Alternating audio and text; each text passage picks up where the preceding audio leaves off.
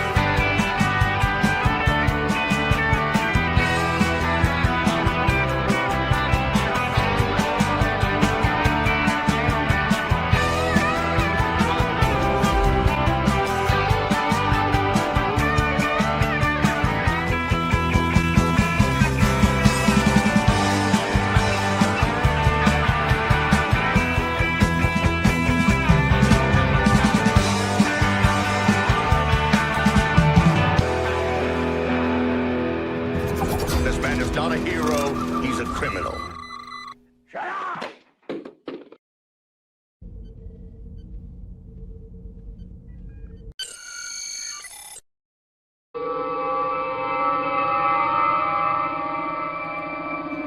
Hello, ladies and gentlemen. Hello, sirs and madams, madams and sirs. You have a poll to take on that one. And with me today, helping me out, is my buddy Wes Cagle. Thank you for being here with me, Wes Cagle. Welcome. Absolutely. Thank you for letting me be here. First in the chat, first in the paddle, first in the hearts of his fellow paddlists. Let's see if this show goes over on Bumble. It looks like it is. Some of you can see it there. Do me a favor if you can, watch the browser tab open for a little while when you get around to watching the show. If you're coming through later, hello. And hello to my friend Kyle Cohen who comes through later. And hello to everyone who's here now. Let's see what we got. We got the Trek Reviewer. We have Dave C. We have Gavin Blackburn. And we have Wes Cagle. And we have myself, the Admiral. And you know what? Let's get like a more festive background here. Patton looks particularly angry there, doesn't he? Yes, he does. What's weird is I think that this is like in his moment of greatest triumph when he's really having his moment and they start to play the refrain of his music, the only time where it doesn't have a dark side to it, and he's like, damn it, I'm proud of these men, and he charges down the hill and starts walking with them, and then he's got his arms around like common privates who might have like bed bugs, and he just doesn't care. We could always use this one, sir. You know what? It's much more pleasing, but I gotta tell you, you know. Patton is still, they both Patton, evoke a God feeling. God help me, I love it so. Yeah, God, how I missed the 20th century. Ladies and gentlemen, welcome to my show. Welcome to Teags and Ten's Talk Show. It's a fun night to be with you here on a Tuesday. When you wake up tomorrow, it's time to hump. You know, it'll be hump day, and you'll be able to go out there and enjoy yourselves, and hopefully, you know, the end of your week will seem that much closer. Hello, Trusty Ape. Welcome to the family. I saw you get a membership there. Thank you so much for joining us, and you're using lovely Sydney Sweeney. Everybody loves to see that. And you know what, Wes Cagle, I introduced a segment last week with Germ, and he found it very controversial, sir. Are you familiar with my new segment, Pixie Dust? Oh, did we lose you? Oh, you muted. I didn't catch that little bit on the end there. I only caught the pixie part. Did your microphone die, or did you unplug it? Well, we might be having some technical difficulties to start off the show, folks. Don't you worry about that. The Admiral will be right back. Yeah, I don't know how There he that is. ended up happening. I somehow ended up double muting myself. I was like, wow, what happened? Then when you started speaking to me, I looked at the interface, as people are prone to do it. I'm like, everything looks fine. My bubble's still popping. And I'm like, wait, it's a little out of sync. And I'm like, oh, I'm looking at YouTube again. Did I say hello to everyone? Yes, I believe we did. Okay. And I don't think anybody came in since then. All right. How long was I out of it for? Like 10 seconds? Yeah, not long at all. All Not long at right. all. Do you remember last week, a couple weeks ago, I introduced a very controversial segment with Germ called Pixie Dusting versus Reverse Pixie Dusting versus Reality? I don't think I caught that. That's news All to right. me. This is a new segment. This is the working title. We're going to get a better name for it, but I'm on usually at night, right? So a lot of the people during the day, especially the Disney-focused people, there's two kinds of Disney-related, people. There's people who do pixie dusting, right? And those are the people who are like, say, like Star Wars Explained. Have you ever seen them? No, I'm not familiar with that. Is that's a channel? Yes, I guess. It's a channel, and they have like 400,000 or maybe a couple of million. Take a quick look, maybe in an open tab, if you could look at Star Wars Explained, and you'll be like, my God. And when you see the amount of content they have, it's like, I guess what it is it's supposed to be they have aligned themselves as a counter program to what would be Clownfish TV, who I don't think you watch either, right? No, I don't. All right, so Clownfish TV, they're kind of on the real side, but they do a little bit of what's called reverse pixie dusting. They'll tell you what's going wrong with Disney and what's going badly at it, at the same time that they will also sort of throw you a couple of bones about how Disney's going to still be around and maybe it'll change. And that's kind of like the reverse pixie dusting, like, you know, like they're kind of... They're in the middle there. It's like they've got some reverse pixie dust, but like maybe there's a silver lining inside this very gray cloud. That's sort of the Clownfish approach.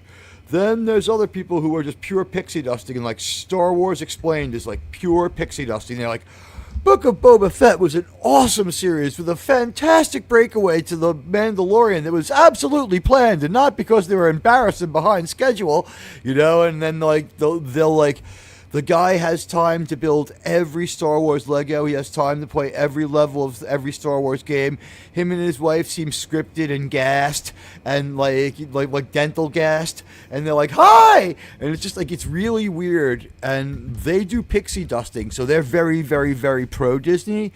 And then we have people who are very anti-Disney and like they make money like by producing anti-Disney content. And there's something to be said for commenting on Disney because they got so huge, right? They've got like 5 theme parks in 3 or 4 continents. They own a lot of land. Florida gave them a county-sized piece of property to let them do their thing on. And so when we talk about something like Orlando, we talk about like how that park is like a major part of the Disney crown, which it is. It's a big jewel in the Disney crown. The thing is that for like a whole bunch of weeks through August and into the last week, and I wanted to say something about it now to just sort of validate this one with the pixie dusting versus reverse pixie dusting versus reality. I am not a pixie duster. I'm more of a realist. Wes Cagle, did you watch at any point the New York Jet game versus Tampa Bay this week? I did not. I did not catch much of the NFL this weekend. Just some of the Eagles game. You're a tri-state resident. You've probably been to Florida a lot, like I am, right? Like people from New York and New Jersey, we tend to get to Florida quite a bit, right? So you've probably been there a few times. I'm guessing. Yes, I've We've been never to talked Disney about World. this, but I'm guessing.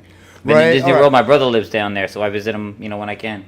Right. Okay. So, like most New Yorkers have some familiarity with Florida, right? Yes. So when people do this thing saying where they say Florida, where they say, like Disneyland was empty all through August, you and I know something that most people, or a lot of people, except people who live in Florida, might not be aware of, is that while June and July are hot but tolerable, the humidity spikes in August and it gets insane and it stays that way. And at the Jet game, what do you think the real field temperature, the heat index, was on the field for the Jets game? The heat index. Oh God, 102, 105, 110. Yeah. 110 on the field.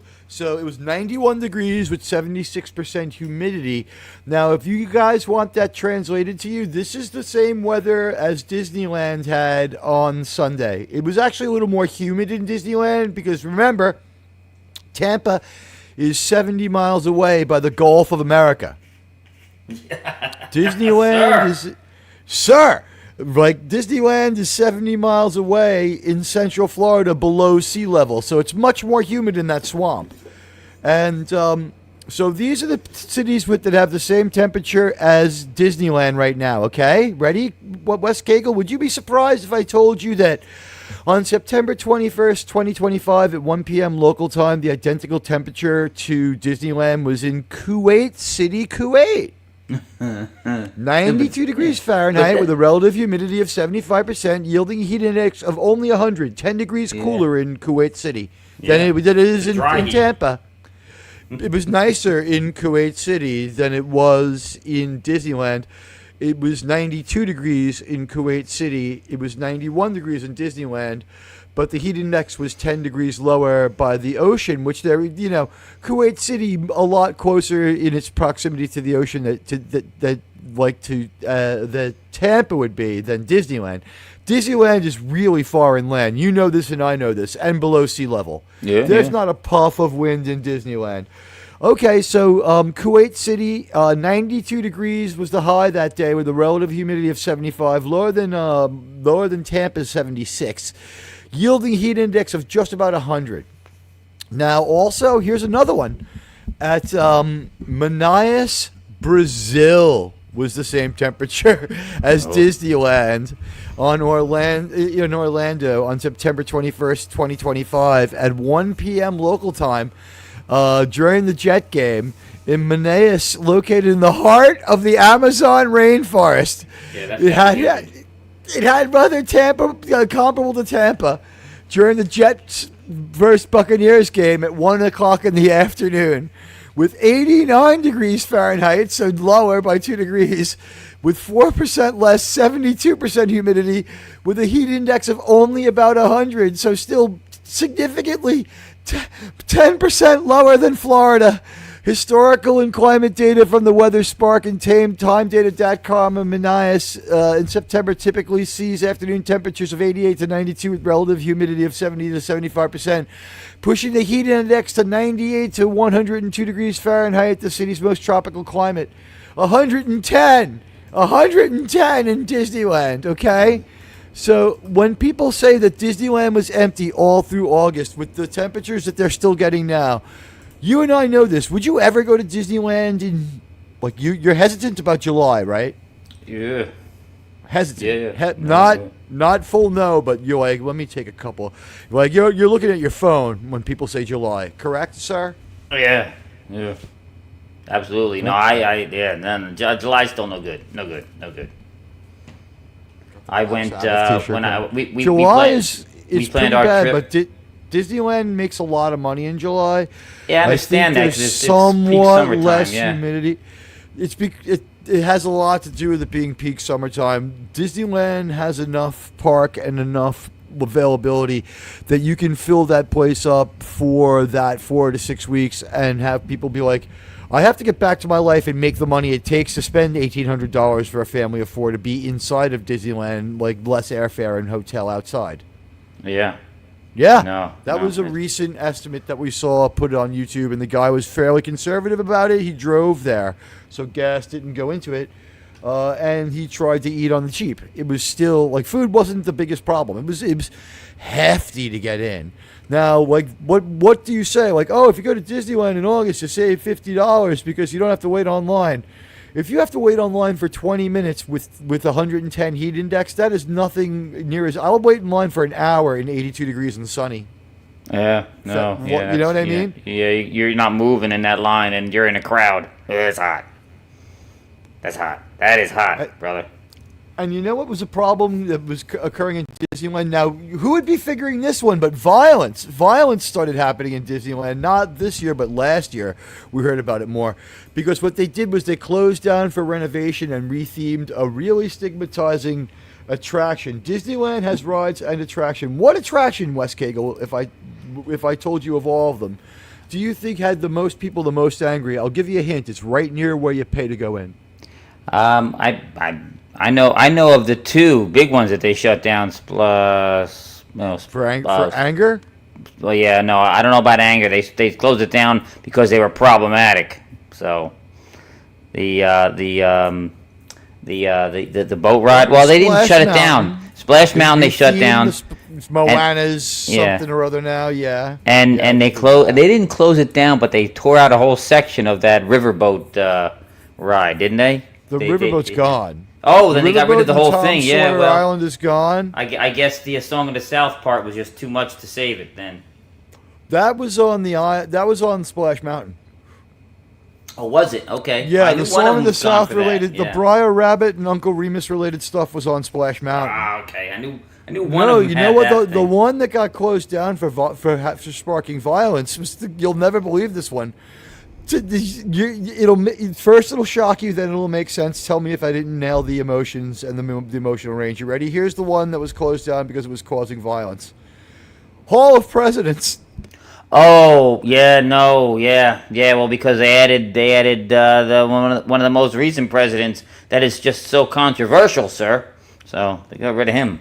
Yeah, they didn't like this. No, he was causing all kinds of issues. Fair, it had never been a problem before, but it started flaring up during the 2015 election, where people started getting loud with Obama. It's Robot Obama, folks. I mean, it's a very convincing Robot Obama, but it's Robot Obama. And after that, they decided that, like, the next president, whoever it is, they'll just give the acceptance speech, right? So the next one ends up being Trump, and a lot of accusations that it was a redressed Hillary, and that they just took a Hillary robot and threw like a different like they cut its hair and just stuck it out there anyway out of spite and anger. And the thing is, the Hall of Presidents, it's not so much this wild attraction you have to see as it's a legacy Disney thing that goes back to when they said, we'll have a Disney World in, like, Florida one day, and they debuted that in the New York World's Fair. Like, your parents may have seen some of this stuff. Yeah, right. If you went to Disney as a teenager, like, before you were, like, say, like, 14, with your parents, there's a high chance one of them would have said, that's new from the New York World's Fair, at a couple of those animatronic things. Because remember, Disneyland is only becoming an amusement park now because they're getting their ass kicked. They're attractions. You go to Animal Kingdom to see a zoo. You go to the Magic Kingdom to see, like, themed stuff. Even, like, I don't understand why they did it. I mean, my parents took us to Disneyland because you have to, but, like, the fun stuff was, like, few and far between. Like, driving the little cars, that was great. Then we got to see them, like, growing fucking kelp in, like, Epcot Center. So I don't, Disneyland, always kind of a weird choice.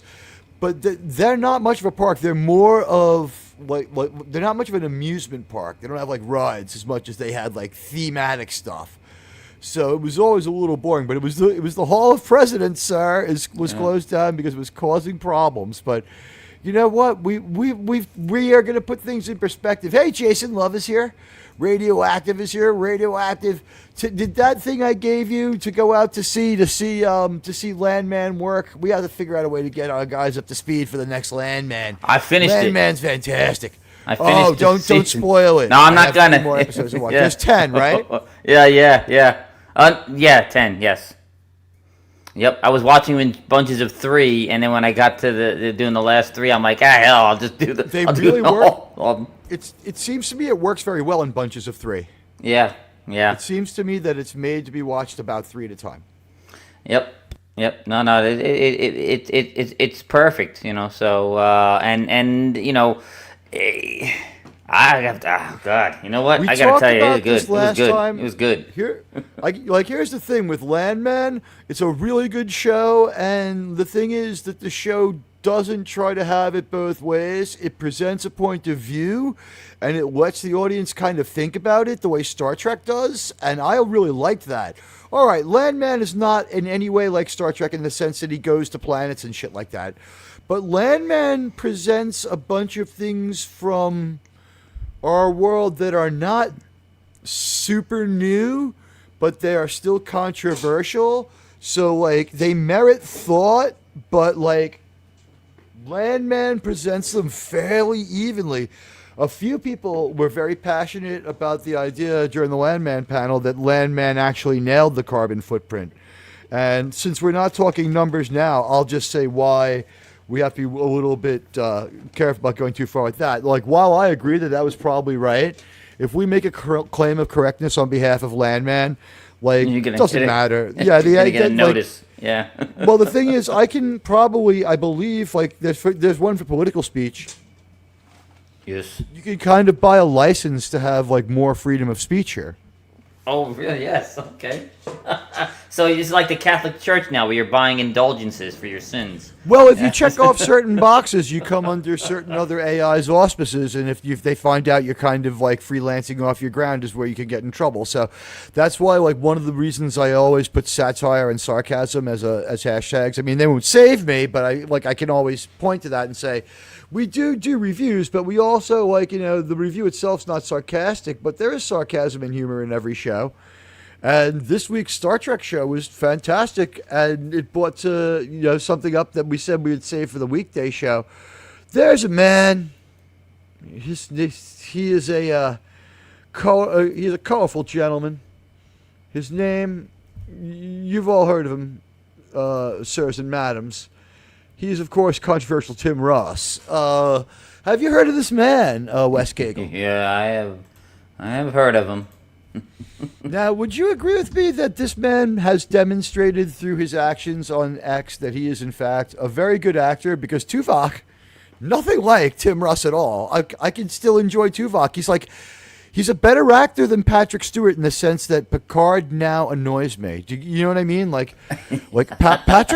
Tell me Patrick Stewart hasn't really affected your view of, like, watching Picard.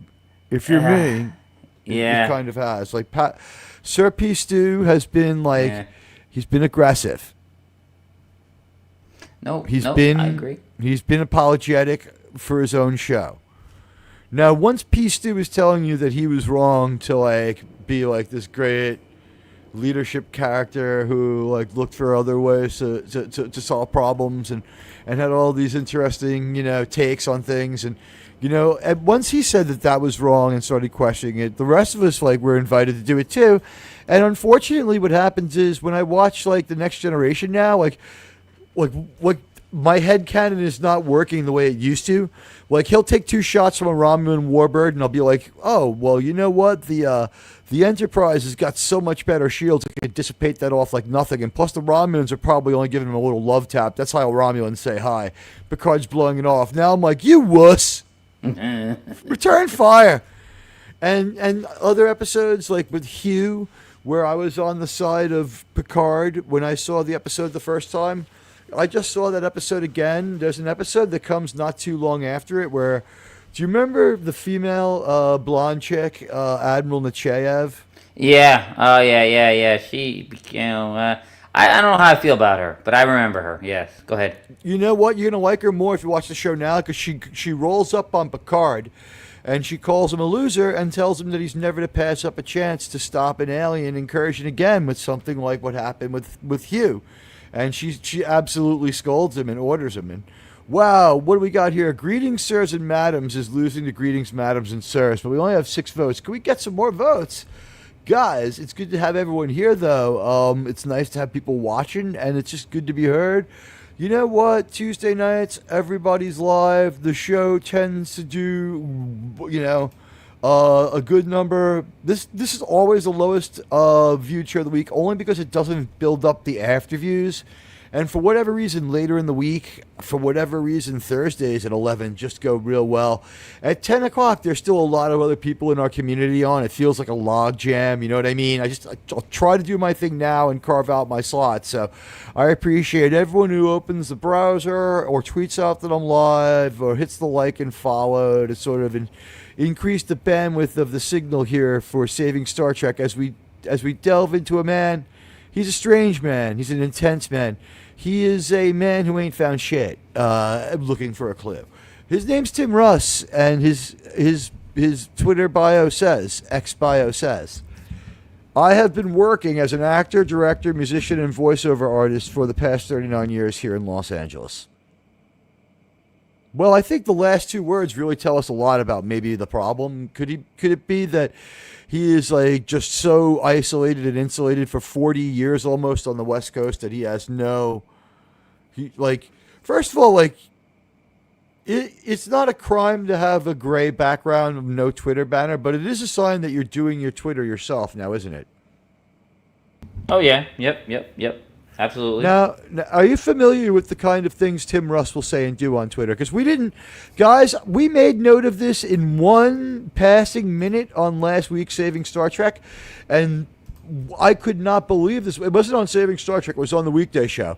We made mention of this under Star Trek news. Tim Russ is being an asshole again, and we just didn't get into it because I didn't want to go for those fresh wounds of what had happened. And also, there are people who do that for their YouTube thing, and they're great at it. My friends like Snowdub. My friends who do that more political stuff.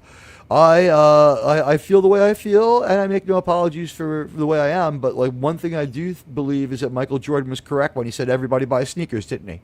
So I want everyone to enjoy my show, and I just want to say that if you're on the same side of these issues as Tim Russ, I don't have a problem with your view, and I don't think Wes does either. Like we fully support everyone's right to hold views. Like we support Tim Russ's freedom of speech to say this stuff. But madams and sirs.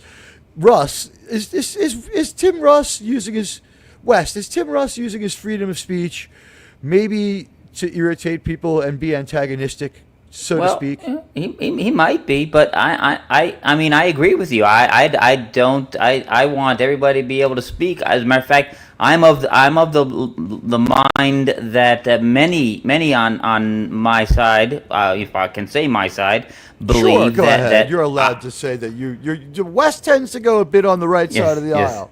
Well, what I want is while the other side tends to want folks like me to shut up, I want them to talk all they want because it doesn't work out well usually for them. So I don't know I'm the only one who keeps telling everyone we should keep talking more.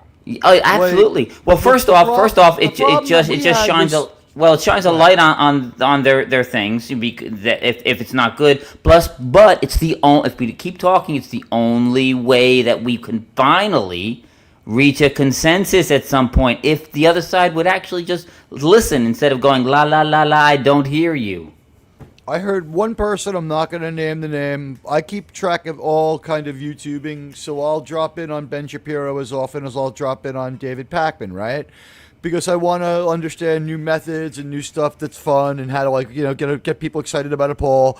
So, I have a professional obligation to try to be entertaining. And, 9 people here at 11:29, I'll call that validation. And thank all of you from the bottom of my heart, my dark little heart. And I'll just say, Jimmy Kimmel is back. We can put a pin in that one. Remind me about Jimmy Kimmel. I'm going to star your chat and I'll try to remember it. But did I tell you that theory before it happened that I felt it was contrived? Oh, the whole thing to try to boost some ratings or something? Yeah. It wasn't specifically contrived. I think it was this. Listen, Jimmy, you're seeing this, man. Colbert was doing better than you. You know that, right? Okay, listen. You're a great companion show to The View, but you know who we're going to keep when it comes down to it, right, Jimmy? Okay. Listen, remember when you cried about your kid? More of that, because we like that. But also, serve us. Serve our agenda. And he's like, I will do as you say. Because remember, it's hard until you remember it to keep in mind. But Jimmy Kimmel looks pretty young for a 53-year-old guy or whatever the hell he might be who's been on that show for, 22 years? Yeah. Oh, that show's been on for a while. Really? Kimmel's been doing it that long? How long? Kimmel came on after they canceled Politically Incorrect with Bill Maher. Oh. I mean, maybe not directly, but that's the show that took the time slot ultimately. So weird that seems to have come full circle because he got there that way. But I mean, I'm not saying he manufactured it. Obviously that one was beyond his influence at the time. But when he came on, it looked like it was going to be all right with Jimmy Kimmel, but that one didn't work out. With that, I will say this one about Jimmy Kimmel, and it's not on his behalf; it's actually to his detriment. I watched his routine. Did Jimmy Kimmel did he rush it and try to get the the humor in the day of? Is that what his mistake was? Because the time that he films and the time that happens is roughly the same. Whoa, are they so sick that they sat on that for a day? Because this is, honestly, I don't think anyone of any political stripe would call that of good taste. And I would challenge anyone of any political stripe to tell me, where was the joke? Exactly. Now, Jimmy Kimmel has freedom of speech, too. He does. And there are repercussions. And some stations don't want him back, and maybe that won't happen. A lot of people are happy about that. I would say that he should be allowed back to fail on his own merits. But then again, if you run a company and you just don't want this guy there, I'm not going to tell you not to bring him back. I mean, if you have every right to regard him as a bad employee, Jason Love, am I right? Adam Carolla must have been carrying him back in the day. Jimmy Kimmel, I think, just changed. I think he got he ran into a really hot woman who turned into the woke wife. I think woke wife syndrome destroys a lot of Hollywood guys. I think that he is just an opportunist who imagined that I'm gonna ride this woke wave, this nonsense of politically correctness, and I'm gonna toe the line, and I'm gonna, my career's gonna take off. What he didn't imagine is that there might be a big wave of pushback at some point, and this wave might start coming splashing to an end. on. Yeah. Well, I think what happened was he was very eager to please them, because if he had a whole day to think about it, he saw The View that morning and he had told his writers go after it, and The View's just getting a pass because he was so outrageous. Because let's face it, neither of us are going to go back and check. We don't need to hear from Guinan anymore. We've had enough time in 10 forward, right, sir? Absolutely. That's I hate that when that happens, because I like the character of Guinan. I like the character of Sulu, but their people in real life have started to turn me off to their characters because of what they're doing. But I can give George a pass for being an 85-year-old man when the insanity started. Guinan is only say 68, 71. She was still probably supposed to be in control of her senses, and she starts doing this horrible, terrible act where she's darkening the world. Yeah. But what? Worse than Guinan is our pal Tim Russ, and we have his ex here. Right here, we have one anti-47 post, a second anti-47 post, a third anti-47 post, an attack on Disney, which is weird because he wants any work he can get, right? But he's acting like this is the leverage of the American people power, bringing Kimmel back. And my feeling was this was always planned and contrived for a man who didn't have it coming. Yeah, I agree with Jason Loves. I think that he was on the rocks already. I think that the Colbert, who had a better show and was funnier, objectively funnier, whether you like it or not, was objectively at least able to be funnier because he veered away from the anti-Trump stuff more and he had better guests. So objectively, he could riff with his guests and be funnier. The Kimmel show was just one long, laundry list of complaints. Tonight, Alec Baldwin.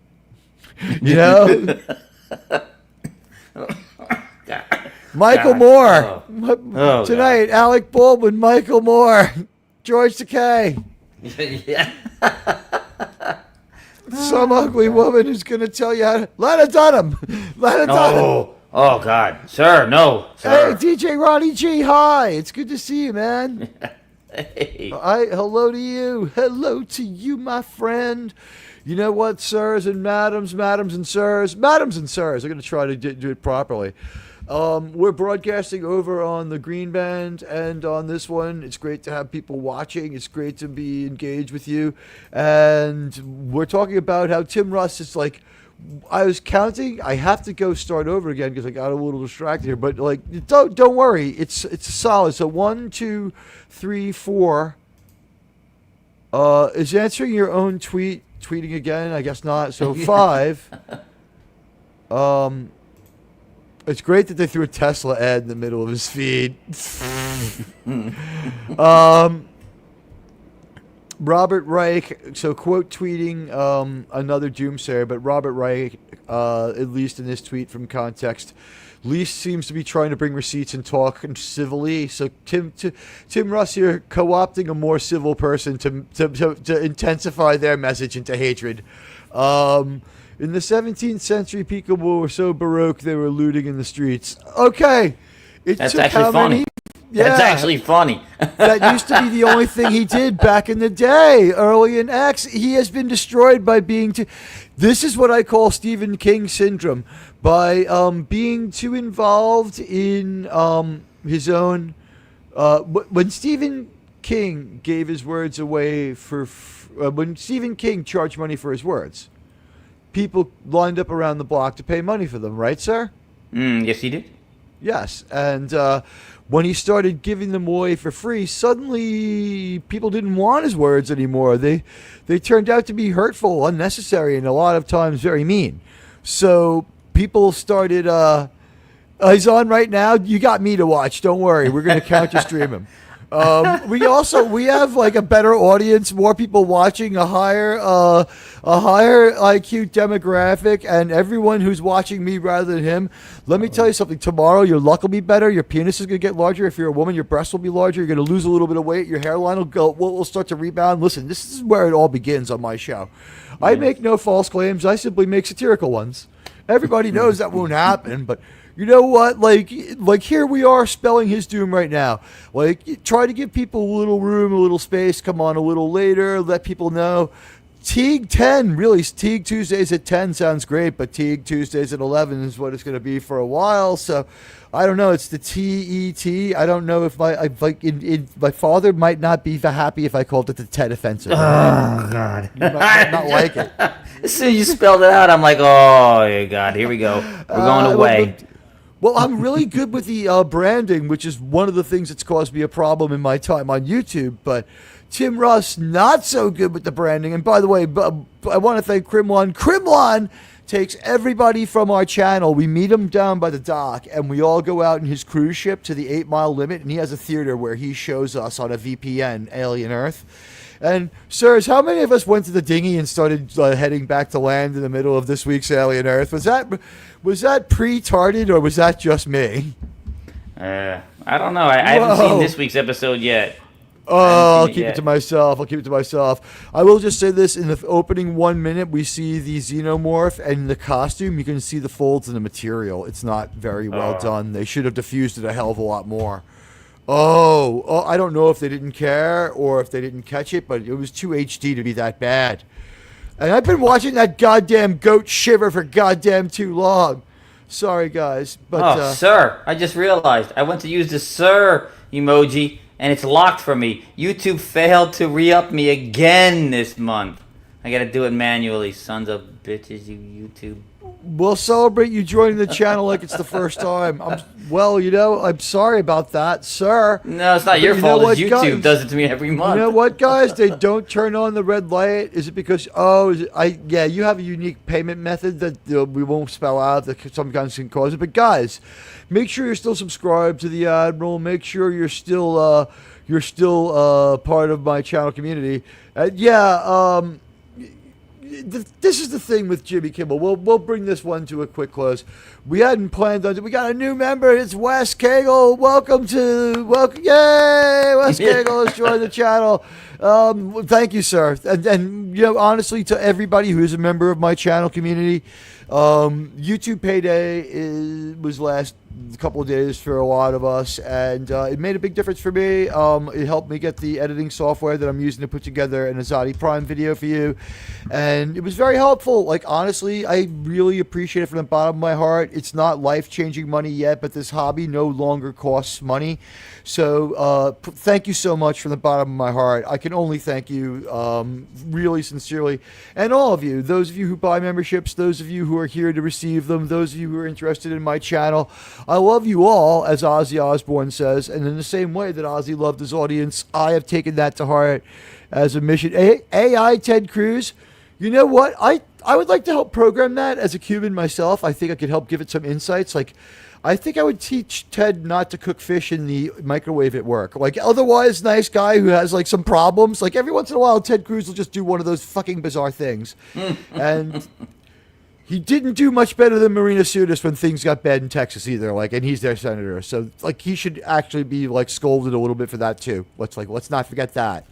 Our friends in Texas deserve the senator up there on the Capitol steps yelling in a parka, not in Cozumel, whatever. But you know what? That's more specific than I like to get. But you know what, sirs and madams, as we look at Tim Russ's very controversial thing, let's see. So what is the mirth to anger? 1 angry, 2 angry, 3 angry, 4 angry, 5 angry. A Tesla ad. 6 angry. The 7th one is happy. What happens before you get to 10? Is that Jesus? Is that Jesus playing the guitar there? No, it's a hippie chicken. It says, here's a little song I wrote called Wake the Fuck Up or We're All Gonna Die. All right, he could be talking about almost anything. I'm going to call that one neutral enough, but skewing to 51%. But we know what he means, but okay. Yes, given his history, yes. But okay, this one skewing towards negativity. I don't think this is the greatest idea either, but, wear what you want. I mean, he had a right to cut. I might even call this one falls within fair play of his opinion. Honestly, this is the least hateful, okay, he feels this way thing that he's done. And by the way, this might not be real. Tim Russ will put up something that someone else created that's fake and not check it out. And when called out for it, will not take it down. So we're not trying to say that this is real. I'm saying this, we have to take him at his word, and I have seen enough of his Twitter. Honestly, I've seen enough of his Twitter. I've seen enough of his Twitter to know that Tim Russ would fall for this. You know what I mean? Like, you've seen it too. Like, this might be fake. You know it, I know it. Yeah, it could be. Could it be real? If it is, I take no stand on it because I try not to be political because everybody likes Star Trek. But we're talking about being mean here. Now, we're going to try to stop before we get to the specifically mean stuff. And he did withdraw the tweet, but he's had the most saccharine apology now. I do give him this. Never say sorry on social media. Only say sorry in this forum when you can speak about it. People will take it out of context, but you can simply say that. Don't try to use words, written words. Don't do it. Say you're sorry, but own it this way. Go live in some form or record yourself.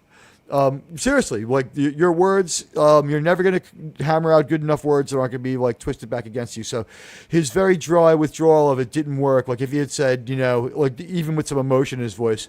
And doesn't it begin to just confuse you now how this man could be a trained communicator who supposedly would be able to specialize in getting people to want to hear what he had to say rather than this angry piece of shit that we're seeing coming from him over and over?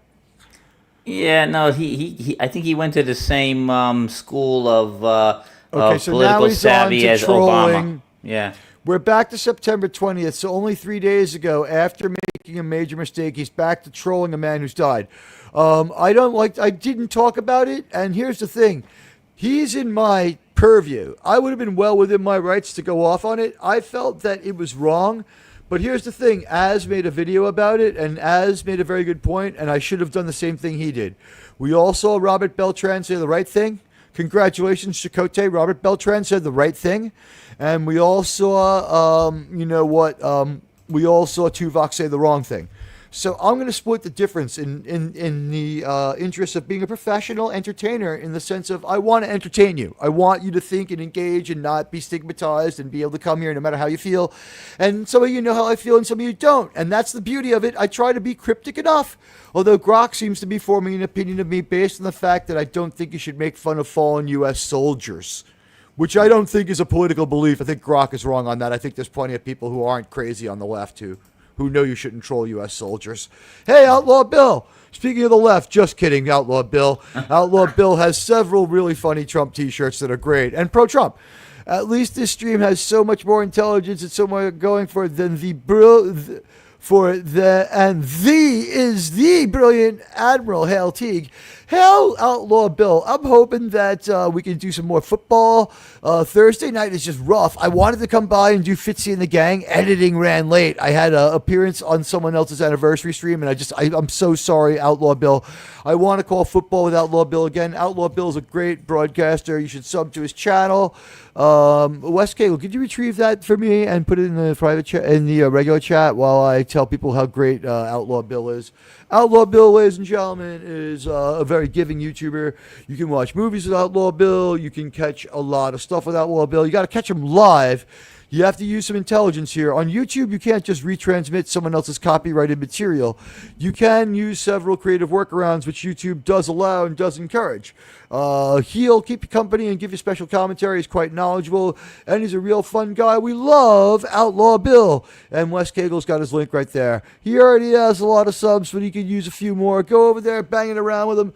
And like once in a while, I'll be there doing football with him and our friend. And I heard that Padawannabe, Wes Cagel brought this to my attention. Padawannabe, if you're within the sound of my voice, I love you, buddy. You're my pal. You're my football hombre. There's nothing that could ever make me mad at you. Come on, Padawannabe. I can't wait to talk to you and see you soon. We got to I don't crowdfund, but maybe it's time for a crowdfund for maybe not here, but just in general. Like if Padawannabe crowdfunded for a new device, I think we would all benefit from him because he goes to several different channels and brings his football calls were fun. You got an alternate way of football being called with Outlaw Bill with some color, me with comedy color, and with Padawannabe doing a very good play-by-play, recognizing formations and defenses quite well. He was better than a lot of the network guys, not the top flight guys, but maybe your third tier guys. He was on par with a medium tier NFL guy, and I just laid back and let him do it radio style, and he was pretty darn good. Yeah, absolutely. You could have cut some highlights from it. Yeah. Oh yeah. And he's a fun guy, and he's funny, and he's got a great broadcasting voice for enthusiasm. It's perfect for sports broadcasting, and he's opinionated, and he's fun, and we were making fun, and he picks up on the jokes like Bo Nix, the NFL quarterback for the Broncos. We call them Bonix because of the way Amazon does their stupid graphic. It's just all one word, and it's just to change the color for the last names. It's a B-O-N-I-X and all. It's all one word, but the N-I-X is orange and the B-O is white. And I'm like, I already have dyslexia, so when I look at him Bonix, I'm like, is he related to Bono? Is this some kind of one name thing? Is he got So we have a lot of fun with it. Check out Outlaw Bill. Outlaw Bill, your in-show commercial's over. Back to pop culture at hand. So yeah, we don't know if this thing is necessarily real. I'm not vouching for what Tim Russ has on his X. Tim Russ a weirdo, so it might be real. If real, what do you think? Do you want to opinionate on it at all? Again, maybe not. Yeah, maybe American flag is better. Yeah, well, it's fine. Listen, I think when they start, where is he wearing it? Is he out golfing? On his lapel. Is he out getting dinner? Oh, I see what you mean. Where? Yeah. If you look, you can't tell the setting. Is he out Is it for fun? Is it being worn in good fun? You know what I mean? Or is I just no think context. There's no context. I just think the whole after the whole tragedy with 9/11 and people started putting in the lapel, I think it started becoming a little forced at one point. I'm like everybody's feeling. I appreciated it at the time. It seems forced, and now they're just wearing. They're putting Ukrainian flags on there. They're putting all these. I'm like, come on, how about we stop? I wear my father's NYPD lapel pin. I'm not a cop, but I feel that's earned. Yeah. But it almost started feeling like, and I don't want to go too much into the weeds with this, but it almost started feeling like it's a party pin from the bad people, long ago. If you know what I'm getting at. It looks Stalinistic, and we don't know the context, and also it's Tim Russ. We don't know if it's real, but he goes on and on and on about it, and then of course he has to take it in a Star Trek direction, which is just trying to please his Star Trek masters, on and on and on, quote tweeting Tucker, whatever. I'm not a fan of Tim Russ. So let's get the joy to happiness ratio and then move on. So 1 joyless, 2 joyless, 3 joyless, 4 joyless. We'll skip neutrals, right? Yeah. Oh, we only got up to 7 before it became unconscionably horrible. So he's just within 7 tweets he was horrible, and he was only nice once. He was neutral twice. So 4 of 7 tweets absolutely fucking horrible, or really, really, really stigmatized and instructionary and scolding. Would you feel differently if Tim Russ was trying to talk and have a conversation, went back and forth? Have you noticed that Data does that, by the way? Data does not believe the crazy things Tim Russ does, but he's pretty left. Have you noticed that he'll talk about it and he won't get angry if you engage him on a normal level? Well, that's good. That's what we're supposed to do. That's the way it works. None of us discourage that. No. Like Data knows how to do it. Tim Russ, you're a jackass, sir. You're getting removed from the stream. You, sir, are being stopped and removed from the studio, sir. Yeah. You, sir, are a jackass. You look at it this way. I post a lot. I post some controversial stuff, and there's a lot of anger. But I sprinkle in some feel good stuff. Even I sprinkle in some feel good stuff. And when I'm saying all your stuff is angry all the time and nasty, that's bad. That's real bad. But that is bad. What are you gonna do? Yeah, what are you gonna do? I don't know. I mean, I just try to ignore the angry. So. Right. We try to stay minimally angry, and you know what, Mr. Russ's opinion is his own, but certainly we're happy not to have the option to say we don't have to listen to this kooky guy. And guys, keep the likes coming if you could. We're trying to polarize the whole and get to double digits. If you just got here, hit that like. Also, it may be a shot in the dark, but tweeting out off the browser that we're live, that wakes up YouTube. And also watching with the browser open for a while. I know we give you a radio show. A couple people opened up the browser right there when I said it. I appreciate that deeply. During the weekdays, we try to give you as much entertainment as we can and build up a strong analytic and stay monetized for the weekends where we get very controversial sirs and madams and we give you Star Trek. I still pay a bundle Hulu with ESPN, but Disney still wants more. Oh, yeah. Yep. They're just shaking us. And now this commercial tier... Disney. The thing is that Hulu is going to carry Disney for a while till Disney fully inculcates Hulu. One of the people making a lot of money for Hulu and therefore Disney is a guy from the same town as Trump. Archie Bunker? No, the same zip. The same, not well. Archie Bunker probably and Trump would have a good time together, but they would. I think that no, it's a guy from Trump's same zip code. It's 50 Cent. Oh no! Really? Wow. You didn't? Have you ever heard of shows called Power? And hello, Mark Harkness. Hello, sir. Sir. No, I just don't. organized my apartment for moving. I hope the move goes well enough. Moving can be a drag. How long have you been at that place? Oh, I read that wrong. I thought he said juggernauts. My apartments for moving. I was like, juggernauts. I think he might be word gaming with us. He might be lightly word gaming. I don't know. I understand his general meaning. I've learned how to read in YouTube too. That's my second language. But thank you everyone for being here. And if you haven't hit the like, thank you. Please do. And we talked about story number one. I'm always going to put out the reality on Disney. I am not pro-Disney. I am anti-Disney's philosophy as of it is right now. If you want to take us back to the 70s, I'm kind of pro-Disney. You know what I mean? That stuff was fun. Yeah. Well, I didn't. My childhood. You said you went as a child, right? You said you went to Disney World as a child, yes? I was young enough. I was 11. Yeah. Okay. Yeah. No, we always went to Great Adventure in Jackson, New Jersey. That's where we went. I went there too. What I like about Great Adventure in Jackson, New Jersey is you can just simply light up a joint and walk down that street. It was so much nicer in the 70s and the 80s, though, man. It started around the mid 90s. It started getting really trashy, dicey. Yes. Little dicey. You know what it is? I think bad neighborhoods grew up in that undesirable part of Jersey. They were able to reclaim more because it's a swampy part of Jersey, which is why it has an amusement park. I think it grew some semi-undesirable communities. I don't know if they were local. I don't know if they were local, man. It always seemed like they were talking like they were from Staten Island. That is true, and here's the other thing too. With New York area. It's basically anyone within 90 miles of several different cities. You can have a mix of all of them.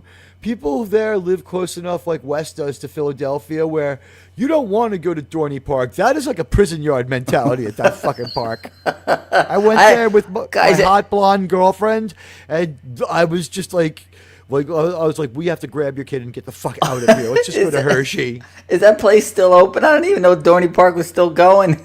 I think they took out the rides and just closed the gates and made it a minimum security prison. So it's kind of like it's Escape from Dorney Park now. Mother-in-law, my condolences if I read that right. Your mother-in-law passed away. A lot of stuff crammed in this apartment. Wow, yeah. My condolences, and my condolences to the missus. I hope that everything is okay. And may her memory be a blessing, my friend. And if we can bring you some distraction while you're doing that, I hope we can, because the unenviable task that someone has to do. That's Congratulations the and roughest, good on you, sir, for showing the content of your character. Thank you. That is you know a rough what? part. We need more guys like Mark Harkness who do the right thing. Absolutely. And more people like Venkman's girl who retweet my tweets about the show that come out late in the day, because Admiral Teag is still working on writing the show more than promoting it. I'm happy to have you here, and if we keep providing a good show, hey, people will come out. So the new recurring feature is called I don't know what to call it yet, but it's pixie dusting, reverse pixie dusting versus reality. We have the reverse pixie dusting where it's like Disneyland is empty. Only 4.7% of people have come through the park in August this year. And it's like only 4.7% of people came through the park in August of 1974 and of 1984 and of 1994 and of 2024. True. So last time I did it, I pulled out a 54-year trend and got really boring and abstract. So people can go back and listen to that one if they want. I'm not going to do it again. But if you're a Disney expert saying that this Disney being just absolutely vacant in August is news, then you're lying about one of two things. Either you are not a Disney expert, because you should know a 53-year, 54-year trend that is way... Actually, there was some cases to be made was up. Now, I realize that Disney can lie about their numbers, but can they lie it up beyond the usual, by 20% more? Come on. It wasn't suddenly 6%. You know what I mean? It was up a slightly believable population. Even though it went down as far as their profit margin, the amount of people going to the park still went up due to population theory. It was just, you know what I mean? It's the park's open for less amount of time in the middle of August for understandable reasons. There's long periods of time where it rains and rains and rains and rains and people can't go out on the rides. It's just not as productive. You don't need your fast pass because the rain just makes people run for their lives anyway, and there's just not a lot of people there. The appeal is you don't need the fast pass, so that's going to be a thing. And to give you context, still this much after August, the heat index on Sunday in Orlando, where Disneyland was the same as that of Kuwait City, Manaus, Brazil, and the exact 1 p.m. snapshot, the air temperature of 91 degrees Fahrenheit, 72% humidity per pregame forecasts, was higher than the highest of Manaus, Brazil, and Kuwait City, Kuwait that day. So give me a break. Hey, did you hear that the world's coming to an end? Yes. Oh, you knew about that? Okay. Yes. Yeah, social media is exploding with claims about the biblical rapture. The moment when believers believe we get whisked to heaven is hitting today, September 23rd, or tomorrow. I got my money on not at all this week. This week. I'm indifferent because when the rapture comes, I'm being left behind anyway, so... Bet against it, because if you're wrong, no one can come to collect. $500 says the world doesn't end tomorrow, sir. South African pastor Joshua Mahalakela, I think I said that correctly. Do you think that sounds right? Sparked a frenzy in a YouTube interview. Did I say YouTube correctly? I think I said that right. Is it YouTube A? In a YouTube A interview, saying he had a vision of Jesus declaring, "I am coming soon" on the 23rd and 24th of September 2025. I'm calling him Jesus because I'm not going to dignify it by calling it what it is. This is bullshit, okay? It's what it is. It's Jesus. It's not the Lord, okay? It's not Christ. On the 23rd and 24th of 2025, Jason loves yucking it up. He's loving the emojis. Guys, spam your emojis. You got the membership to do it. Have some fun with it now. Drive up my chats for a moment. Use some of those fun emojis. Get this. So TikTok and X are flooded with prep videos, stockpiling canned goods for the end of the world. Why? This is why, like, Wes Cagle, you and I live close enough to major cities that we know if there's a nuclear exchange, like, if we don't die right away, we die in the first couple of weeks. And, like, I've always said this, and, like, I know you have slightly different aspirations, but tell me I'm not crazy on this one. You don't have to agree with it, but without taking it to a point where YouTube will find it very controversial, sir, isn't there a case to be made that if civilization's absolutely destroyed anyway and nothing has any meaning, there's no real reason to survive? Yeah, no, it's if you don't. Who said this? Somebody said. It was from War Games. We'll be gone in a millisecond of bright lights, and then the rest will be forced to walk around blind in the smoldering aftermath. I don't want that. Who wants that? Yeah, like people are saying, like, prep for it, and you're in the zone of total destruction. Yeah, like, of course. And the UN being in session today didn't help. Trump's speech to the UN was pretty based, although, like, I will say the parts of it I saw, he did wander off topic a few times. It was like watching my own show. Well, he did go like an hour over the time limit, didn't he, or something like that? They couldn't get him off. Yeah. Yeah. Yeah, I mean, I think he was tied with, like, Gaddafi for, like, the 2 hours. Like, I think a few people did just walk right out on him, too, which is, like, kind of unheard of for an American president. Like, like Idi Amin had his guys walk out on, like, Jimmy Carter. It's the kind of behavior we're talking about. But it was just, like, it was long. So it was just, like, people were, like, more power to you, mate. Like, with the ambassador from Ireland or wherever. I'm like, I'm not, and I don't know what countries did it, but... Like, I think a couple of people just like, I gotta pay. Like, people left and came back. It was fairly long, but, like, the thing is, I didn't no real problems with what he said. No. As usual, he said it in his inimitable Trump style. I find I never have a problem with what Trump says so much as I do find myself sometimes doing a double take about how he prefaces things. Like, remember in the White House a few weeks back, maybe a couple of months back, he made an announcement about maybe a military... It was the strike on the Iranians. Oh, okay, yes. He walked into an empty room and said, thank you. Oh, yeah. It wasn't crazy, and I'm not saying it makes him anything but our president. Yeah, my fellow Americans, just thank you. It was weird. It was just like sometimes he just gets me with that, and the thank you for your attention to this matter. It's like, what? I've started putting that on all my tweets, all my sir tweets. Sir. As you've noticed, it's come up in our group chat, but I don't know about, like, if it's you. I mean, what is it, because the character length on Truth Central is longer? I don't know. Is it like, or does he have executive message sending on Truth Central, and he just doesn't have to? He just doesn't have to worry about it. He can just keep going. Could be. I don't know. I don't know about you, and I haven't seen the entire. I've been looking for the entire speech, but my favorite part so far from what I saw was when he says, "All I got from the UN was a broken escalator and a non-working teleprompter." It's funny that when one time on Pop Culture Breakdown, they reviewed heavy metal, and they're like, what did you think? And I'm like, I don't know. We feel the same way about the UN. They got New York right. Yeah, this is Kronos is here. Hey, it's good to see you, Kronos. Outlaw is here, too. Kronos, a cherished member of the community with, of course, that great avatar that everyone loves. There be whales Max here. Million. Yes, that too. I wave back to Kronos. It's great to see you, buddy. And everybody, sirs and madams, hit those like and follows. Tweet out that I'm live to increase my bandwidth. Leave me a comment or a question later, even if it's just an emoji. Sirs, madams, if you've noticed, it's really helped a lot. And you know what? Let's face it, Admiral Teag, he gives you a place to come where, like, we talk about what's going on. We deal with reality. I give you a place to cab. Virginians defending the city. Never mind, sir. Sir. I give you a place to cab. Shut up. When that helmet goes, there you go. There it is. Oh, I stayed with it for every moment of the helmet rolling across the floor. That's what makes the meme. If you cut, like, a lot of people would have made that meme, but they would have cut it when the helmet flew off or whatever, or just to shut up. The helmet hitting the floor is just the sad trombone music accent on it.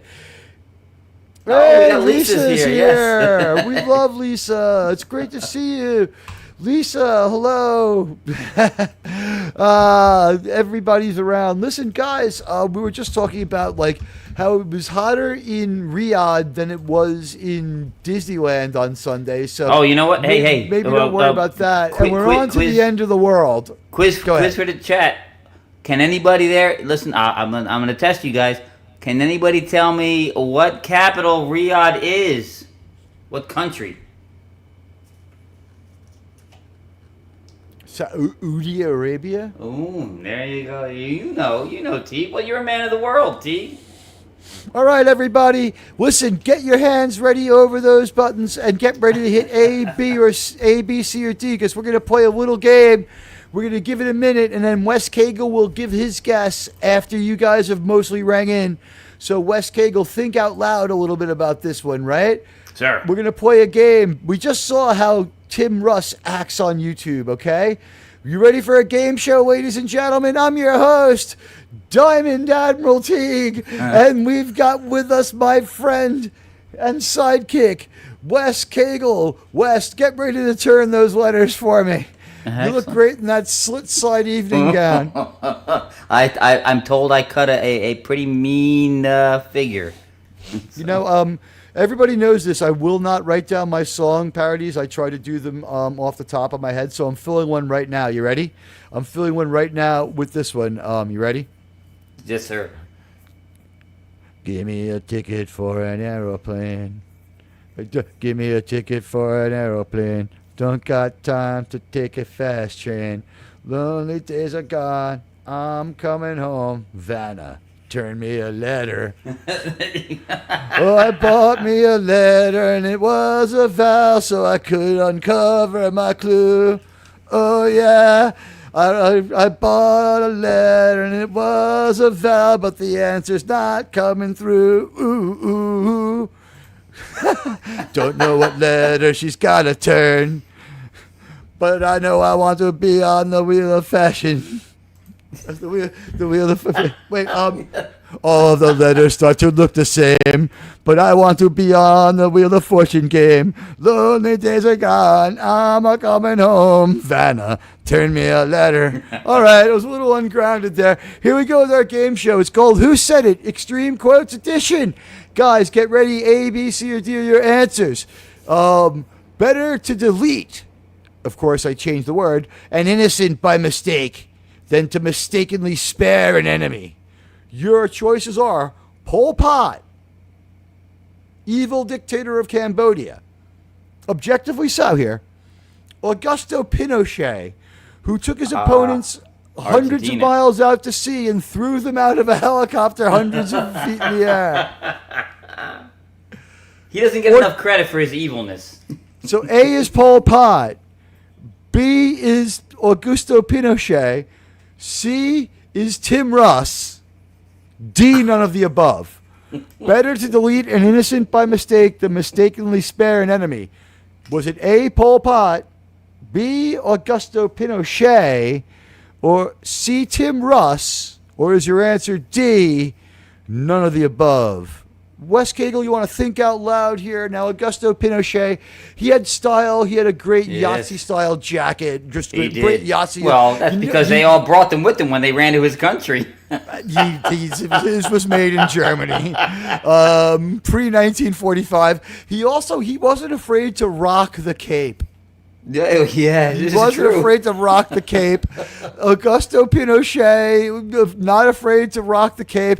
But he's gone long enough now that we could call him goofy. I acknowledge that he did terrible things. If you're from where he's from and I'm offending you, I'm a little bit sorry, but you know what? You get where I'm coming from, and if you're here, you're not that easily offended. So I love you, and you get it. You know, I'm not Hassan fucking Piker, though. I don't have it. I don't lack all empathy. And I also just don't turn the camera on a TV and walk away.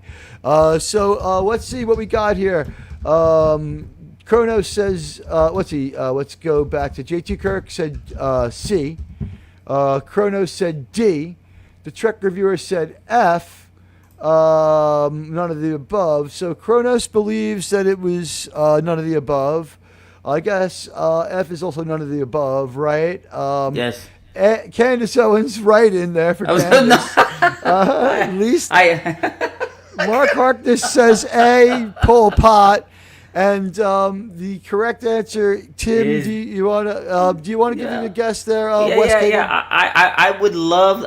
It sounds very much like a Pol Pot quote, but I happen to know it's Teague. I went to Catholic school, so it's a none of the above, man. It's actually it's Pol Pot. Oh no! It's Pol Pot. Wait, didn't Saint Thomas of Aquinas say this? He may also have said it too. I believe St. Thomas Aquinas was like an influence on Pol Pot. Like he. Oh, there you go. Who knows? I couldn't tell you. Like they both sat around in a hermit-like way, like just writing things down. So. Well, I did. One, it sounds like Pol Pot. So congratulations. yeah. Everybody's allowed to advance to round 2, but everybody who got it right, you win a free starship. So, congratulations, a new starship. Okay, so question 2. We've arrived at the moment where one cannot criticize the regime. Soon, the dissenters will be sent to the work camps. Is it A, Pol Pot, B, Augusto Pinochet, C, Tim Russ, or D, none of the above? Wes Cagle, think out loud. Oh, this. You know what? This. God, these all sound like Pol Pot, but I lean. They towards none of conversely the all above. sound like Tim Russ. Well, I say none of the above. This sounds like Leventa Barria. So. Is our audience chiming in with their answers? Lisa says A, Pol Pot. If that's an older answer, no, that might be for this one. Trek Reviewer says B, Augusto Pinochet. JT Kirk just says Tim fucking Russ. Kronos can't stop laughing. Mark Harkness says Ambassador class, please. You know what, concierges, please take commander. Full Commander Mark Harkness to an ambassador class for his his free starship. He wants the ambassador class. Yeah, take him to his ambassador class ship. Yeah, you've got it, sir. Your ship in our fleet is now the ambassador class. You're all captains here, guys. You're all captain. And imagine what starship you have. That's why my fleet's so dangerous. In this channel lore, when the Vulcans are talking about it, it's like strange configured ships never seen before, as well as several Borg cubes. Hey, we got another, Buddy Hepburn another new says person. D. Yes, Buddy. Yes, Buddy Hepburn. Buddy here with us Hepburn now. guessing D, and welcome Buddy, swinging the mighty wrench, head wrench, Buddy Hepburn. Although wrench of wrenches is always going to be Kala. He chooses porta potty. He says. Porta potty. You want to get into the TARDIS? Question 2. We've arrived at the moment where one cannot criticize the regime. Soon the dissenters will be sent to the work camps. Was that Pol Pot, Augusto Pinochet, or Tim Russ, or none of the above? Like I said, I just imagined it was Leventa Barria, so I say none of the above. That, my friend, is Tim Russ. Oh, good Lord. You tweeted that this week. That is Tim Russ. I saw it, and you liked, I think my response to it is like, what is your historical qualification to say that? Yeah, well, this is being spoken by a person who didn't live through a time where there were like, gulags and work camps in functioning, So there are some now in China. We're all alive. Oh yeah, now. well, I feel bad for the Uyghurs. Obviously, we all feel bad for the Uyghurs. Yo, you my Uyghur. You know what? Here we go. Third. Let's see what people think. Ready? Question 3. The answers are the same 4 as before. None of the above being the last one. It's better for you, better for me, better for everyone. Them being, of course, the whales. And by the whales, we mean the blue-haired land whales who are going crazy that we're doing this poll. Very controversial indeed, isn't it? Very controversial. Sir. So question 3. So far, question 1, better to delete an enemy by mistake than mistakenly spare an enemy, is Pol Pot. We've arrived at the moment where one cannot criticize the regime. Soon the dissenters will be sent to camps. Tim Russ. Question 3. Democracy is the breeding ground of communism. Is that A, Augusto Pinochet? Kronos, Admiral, there be land whales here. Thank you, Mr. Kronos. Kronos invented transparent aluminum. Hello, computer. We've arrived. Just use the keyboard.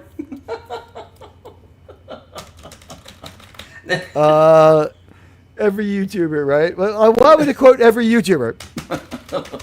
Right there. Could you hear the keys? Okay, yes, so I did. Question 3 is democracy is the breeding ground of communism. Was that A, Pol Pot, B, Augusto Pinochet, C, Tim Russ, or 4, none of the above? Now, you've gone 2 for 2, none of the above. Are you ready to commit, Tim? Oh yeah, no, I'm with Buddy Hepburn on this one. I think that is our Argentinian friend over there. I keep accidentally blurting out Tim. Your real name really is West. I don't know what's going on. I have Tim Russ on the brain. I apologize for that one. Well, I didn't mean to misgender you. Well, there are some that call me Tim. I both dead named and misgendered you by calling you Tim Russ. I heard his car's leaking tranny fluid. Sir. Sir. Okay, so democracy is the breeding ground of communism. A, Pol Pot. B, Augusto Pinochet. C, Tim Russ. D, none of the above. We have... Time travel is a bitch, says Kronos. You know what? Time travel? The accident with the condom in the time travel is why we have the bad situation with the Disney movies now. Buddy Hepburn says B, Pinochet. Yes. Dave C says E, biggest dickus from Life of Brian. You know biggest dickus? He has a wife, you know. Mighty woman. He's not from Life of Brian. He's from History of the World. Yes, and He's he has from a History wife. of the World. He has a wife, you know. Incontinentia. Incontinentious buttocks. Yes. You got your near Mel Brooks and your milk. You got chocolate and your peanut butter, so to speak. But we love that. Wow, what an analogy for that joke. But yeah, you know what? Biggest dickus is from History of the World. But we love you. Dave C. Life of Brian, another great movie. I call it titanium aluminum and that I see through. Okay, you know what? Then that's what we'll call it. History stands corrected. Mark Harkness says B, Pinochet. Trek Reviewer goes with none of the above. Kronos says, I hate Warp 10. Well, I mean, we turned Janeway and Paris into fishes. JT Kirk says Pinochet. Kronos says gross. Okay, so the answer for that one is democracy is the breeding ground of communism. I would think my guess would have been Tim Russ, but it's Pinochet. That's what I thought. It sounded like Pinochet. It's Pinochet. Yeah, because it's very fascista. All right, so here we go. Question 4. And this is the last one. So everybody, if you got questions 1 and 2 right, and 1, 2, and 3 right, 2 and 3, each one of them is an upgrade on your starship. So, you know, metaphasic shielding or cloaking device. Second warp core is what I went for. All right, so question 4. How many men died or were permanently disfigured in this traumatized, tortured, and imprisoned to save the world from this abomination? Sounds like Mustache Man, actually, doesn't it? Well, it really does. Honestly, it does. When you say it that way, it sure does. You gotta start flailing your arms now at the same time while you do it. Oh God. How many men have died, were permanently disfigured, and traumatized, tortured, imprisoned to save the world from this abomination? There you go. I think the Queen accent starts fitting in with the with the ranting. So. I've got the right T-shirt to quote him, right? I mean, Sir. Sir. By the way, just a slight correction, because I want to give credit where credit's due. They were right. that biggest dickus is from Life of Brian. I just looked it up just to be on the safe side. We had it wrong, brother. Oh, the biggest, thickest line is delivered by the guy who plays the Emperor in both. Yeah. That's what it is. And Robert Ryan is also in both. Yeah, okay, yeah, you're right. Yeah. All right, good on you. You stumped the band. Sir. Yes, sir. Oh, Dave C, sir. You know what? There were 4 lights in the last episode of Enterprise. There are 4 lights. I mean, in Enterprise, when someone gets hit with an explosion, they shine a red light on them to give you the impression of blood without having blood. It's really great and artful TV. Have you ever noticed that? No.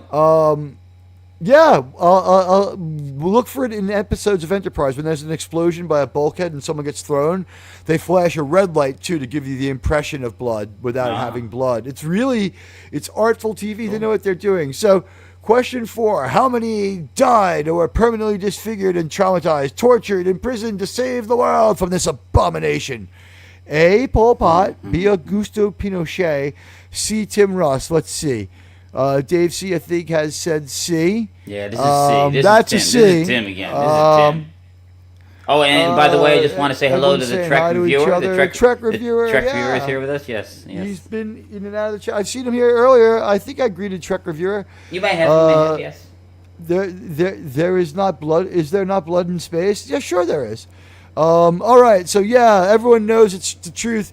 How many men died or were permanently disfigured and traumatized, tortured, in prison to save the world from this abomination? Is Tim Russ.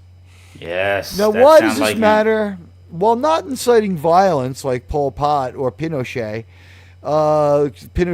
rants. It carries a similar apocalyptic tone.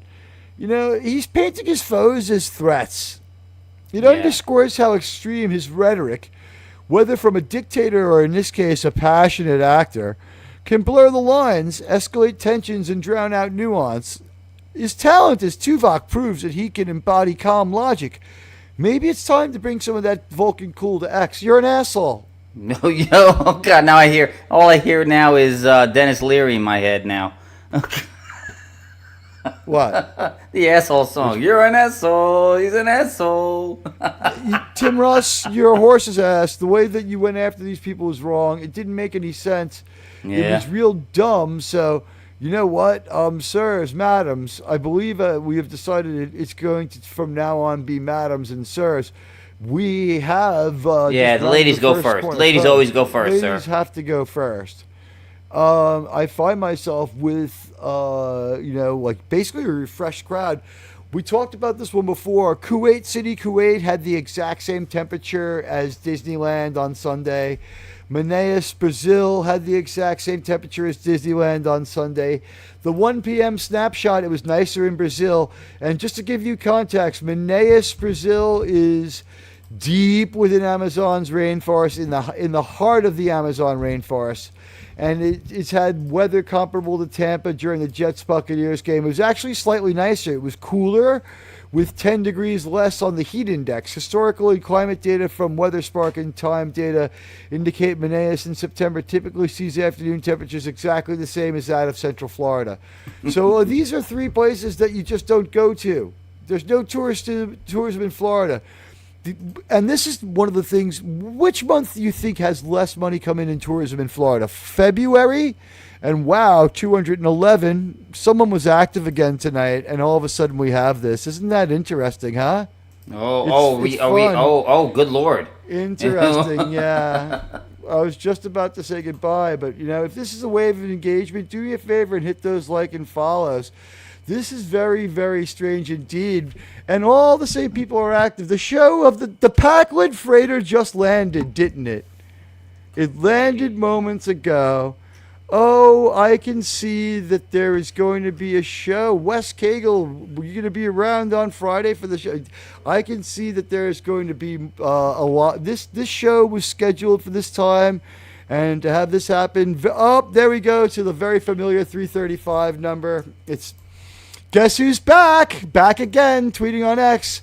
You know what? I'm not going to say the name. Wes Cagle, I don't think it merits it, but did the usual suspect not start making noise that he was going to start doing this again in everybody's private chat this week or not? I tend not to pay attention to any of this stuff unless it's directly in my face. So I can't say. Like I said, I try to ignore. I don't. It irks me. That's not a denial. Yeah. No. It's not a denial that this sabotage had been promised around the internet by the usual suspects. So that computer's active tonight, and the attack started just minutes after that computer went inactive. So we know who it is. And you know what? It doesn't bother me. YouTube will have figured this out by tomorrow. But if you are here part of this wave of engagement, if this is somehow organic, do me a favor. Hit the like and follow button and say hi. And you sub. know what? Hit a sub. Yes, hit the sub. Subscribe to the It channel. doesn't cost you anything. Doesn't cost you anything. No. Take our poll. We got 11 votes right now. And the last thing we're going to do is let that cell phone off the hook. You're going to have to burn your resources until we're done with our show. We make the schedule here, not you. And you know what? I wasn't going to, I was seconds away from saying let's make it a 90-minute show. But now, I mean, with this happening and someone deliberately sabotaging our analytic, does anybody, let me put it this way, Wes Cagle, is there any doubt in your mind who's behind this usual garbage? Spending their hard-earned money. It's not easy. It's not easy. Yeah, I don't know. Wes Cagle, what's your favorite nickname I've ever made up? I can't. Dude, you know me. I am very controversial, sir. But I try to shy away from the fellow community. It takes a lot. It takes a lot to irk me. But I know where you're going. And yes, sir. You know what? This reminds me, because we were talking about X. Let's take a look over at my X. You know what? Admiral Teag maintains an X profile at Admiral_Teag. And you know what? There are highlights on my X feed. And this one isn't a favorite of mine because it's not what I wanted or how I wanted to have it up there. But welcome, everybody. Hit those like and follow buttons. Up to the same old tricks. Isn't it just pathetic? Oh,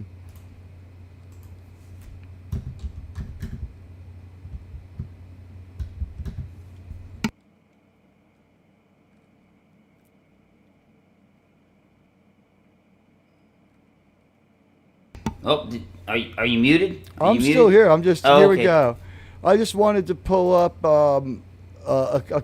You know what? I'm looking for Loki's tweet where he addressed this, but oh, here we go. Let's take a little look here at something. Let's share the screen for a moment. This person became active tonight and was all over their computer, and the last time they were active, this is what they did. They released a name connected to this account. And now I didn't recognize the name, but as you can see, they got their point out there to hundreds of people. And this is a response from Stone Loki to Wes Cagle. Do me a favor, read the tweet for me. Have I presented it yet? Let me present that. Oh yeah, no. Oh, God, why? I need my glasses for. Oh, hang on a second. Okay, there it is. Okay, Stone Loki says, replying to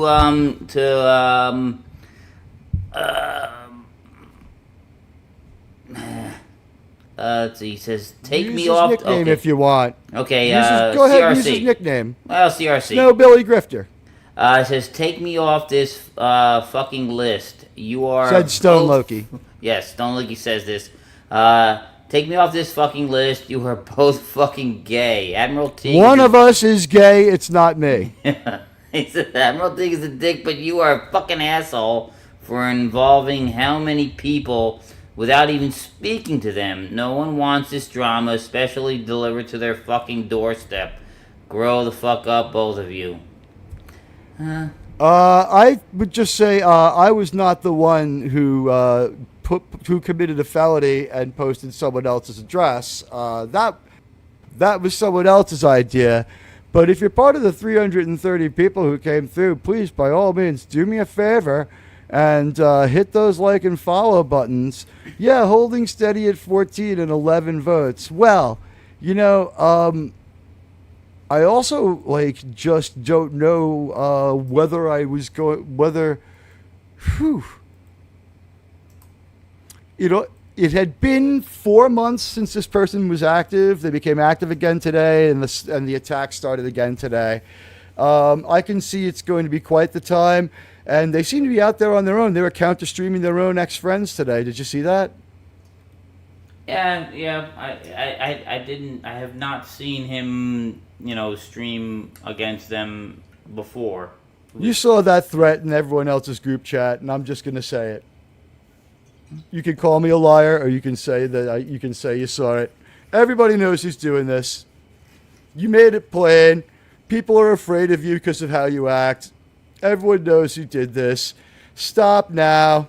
Go. You were rebuilding something of a career. You don't need this.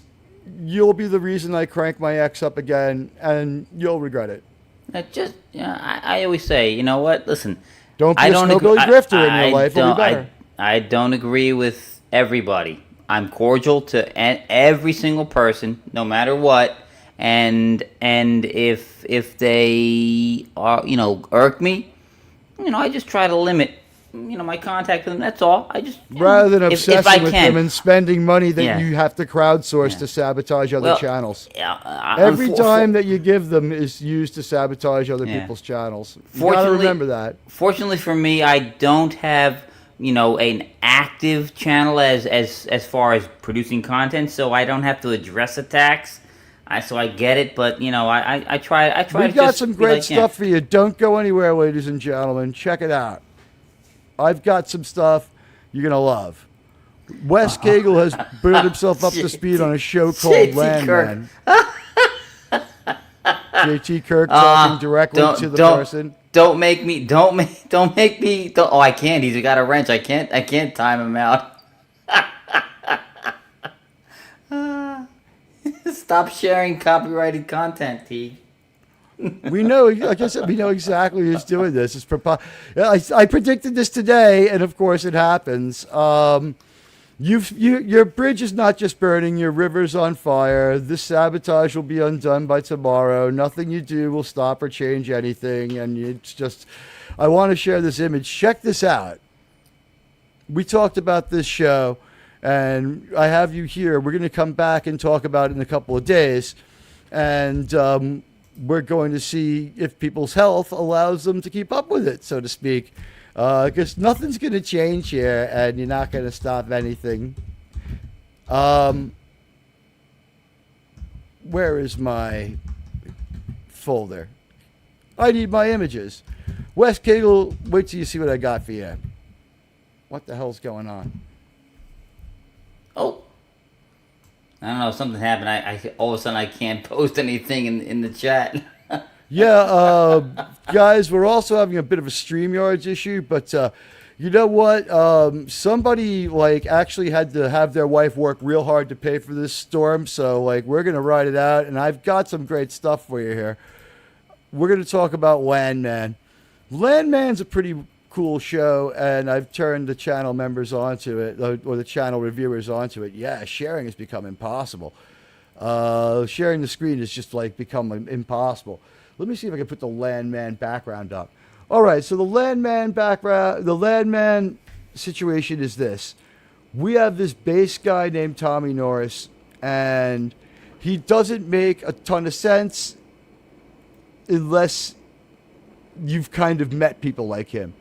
Tommy Norris is not the kind of person you say hello to. No. You know what? And given that you live in Queens and I live in Jersey, we have met this individual before. we have met people like that. Yeah. The thing is, Tommy Norris, he was a landman. Apparently, a landman is what the guy who is running the operation. The landman actually owns the company. So in a way, the titular character is John Hamm. Yes. Now, Monty, played by John Hamm, owns this patch of oil in Taylor Sheridan's Midland, Texas. It's not the real Midland, Texas. It's Taylor Sheridan's Midland, Texas. It's hard to explain because Taylor Sheridan's world is different from ours. Just like Taylor Sheridan's geography is really different from ours. But we saw in Landman that he had, like, right away, one thing they tell you is that there's something going on in his life where he doesn't seem to have... Like, he's really based and he doesn't care, and he's surrounded by medical gear as we step into the show. And then without really telling us anything about it, he just kind of goes about his day all medded up. Yeah, John Hamm is in Mad Men. He plays Monty Kronos. Oh, yes. Yeah, the guy from Mad Men. He's good in the show, too. Let me see. I think I have a picture of John Hamm. Let's get you a picture of handsome John Hamm. He's at the premiere, where we find out that Billy Bob has like the maturity level of like a 19-year-old. Billy Bob is 70. Look at this outfit. Yeah. We'll talk more about Landman in a second, but this outfit, I mean, sir. Oh, that Billy Bob, sir. He looks like a 1990s rap artist, man. Infant rock. This Landman is not. Here's the thing. It's not exclusive from the Yellowstone verse, as all shows happen in the real world, so to speak, Taylor Sheridan's real world, where Texas is most of America. And it takes a really long time to cross the same river over and over. But how many times have we crossed the Brazos, right? Oh, God, so we're trying to cross the Brazos River and everything else. And we can see right now that somebody's wife is working really hard to put these concurrents on, because we are at 14 likes and we got about 14 people watching. Is my belief. I think it's 32 viewers and 300 bots. And the passive bots will be cleared away by morning. It's a waste of their money, but they do it anyway because they're empty, horrible people. What can you do? Ham needs a cape. What do you mean? Put him in a Superman movie? Like, put him in a superhero movie? What superhero do you see him as, Lisa? John or do you mean to match Billy Bob's level of crazy? Like, it's a weird photo where it's like Ali Larder is just like really provocatively. Demi Moore far less so, a little more normal. No, but look at John Hamm. He looks like you're right. He stands. He's taller than everybody else. He looks like Kal-El, man. He's an imposing figure. He would be a better Jor-El than we got. Oh, Marlon Brando is the best Kal-El ever. Jor-El ever. Well, no, I mean in that last Superman movie with Bradley Cooper. I get it. I like Bradley Cooper too, but it made no sense. Made absolutely no sense. But that's Rocket, right? I mean, I only hear Rocket with that guy, so. He's only Rocket in the MCU. I think maybe his character might have been in the background of some scenes. Guys, take the poll and try the veal. It's great. When I order my veal, I order it extra cruel. So. I'm changing the pin post in my profile on X so people get the so maybe people leave it. This is ridiculous. Oof. Lisa, thanks for hanging out with me while we shake off the bot attack. There was 4 months without it, and then somebody made a triumphant return to YouTube, and all of a sudden the bot storms back. Will it last exactly 40 minutes again, or will it be an 80 bot storm?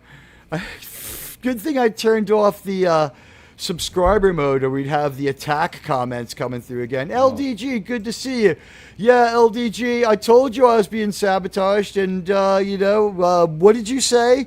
Like, I think it's only $4 an attack, but I think the person doing it, the thing is, everyone who gives money to that channel or crowdsources that creator is just crowdsourcing him to sabotage other people. There's a reason he wasn't on the talk show he used to be on. But he's still trying to curry favor with them. Sooner or later, he'll attack them, too.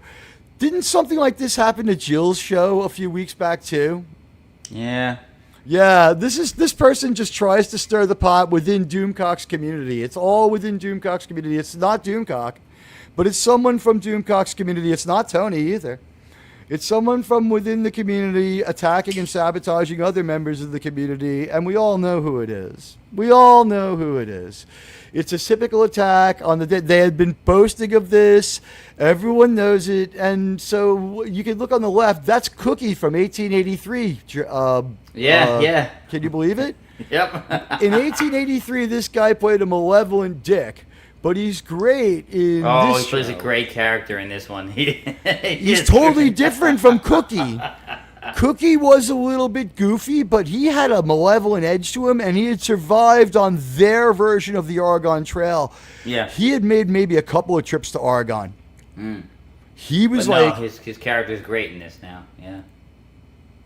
You know what, Lisa? It's unfortunate, but they've declared it outright a million times. Yeah, they attack other YouTubers. That's what they do. It's unfortunate, and every penny given to them is just going to be retasked to attack other people. It's how they justify their existence. And you know what? If you start before someone else and you never play by the rules, you're only going to have problems. I also I've unlisted a bunch of streams this month, which should be good for me, but. This, of course, the sabotage. The only way to polarize the whole is with real likes from you guys and real shares to YouTube from you guys, to X and other places. And, of course, we've got Rumble going, and that's, showing, like, no change. So, obviously, this is all nonsensical, and we know who it is. And it's a damn shame that the person hasn't changed their ways. And if they were to just stop now and change their ways and move on, I think there would be no retaliation. But if this were to continue, there are going to be some very unpleasant things happening. And that person they named contacted me, and so did their lawyer, and I would be willing to work with them. And you know what? The person's excuse was that it's legal to dox people in Canada. It's not legal to shield yourself from crimes in other countries by using your country's it's legal in Canada to dox other Canadians. Maybe. And I'm not giving legal advice. That was the excuse given. I am going to dox this person because it's legal to dox people in the country I live in. Not if that person, you committed an international felony and you committed like a felony in the state of New York. Interpol is a thing, so. There's extradition for Canada. And New York State Police have stations on the border. I'm not afraid, and no one's going to walk away from the show or the channel. And you know what? You keep fucking around, you'll find out the hard way. I'll still be here when you fail again. So anyway, on the left we got Cookie. His name is like James Jordan, I believe his name is. He plays Cookie. Ali Larder plays Angela, which I believe is an ironic name for this character. Billy Bob Thornton is Landman. Let me show you Landman in character. This is how good Billy Bob Thornton is as an actor. That's how Landman looks. Landman, Wes Cagle guessed 45. I guessed 55. I knew the real number already. Wes Cagle was shocked. Wes Cagle, tell our audience how old Billy Bob is. Yeah, he's in his 70s now. Yeah, so, God, yeah, he's an old man. Kronos, you heading out? Good night.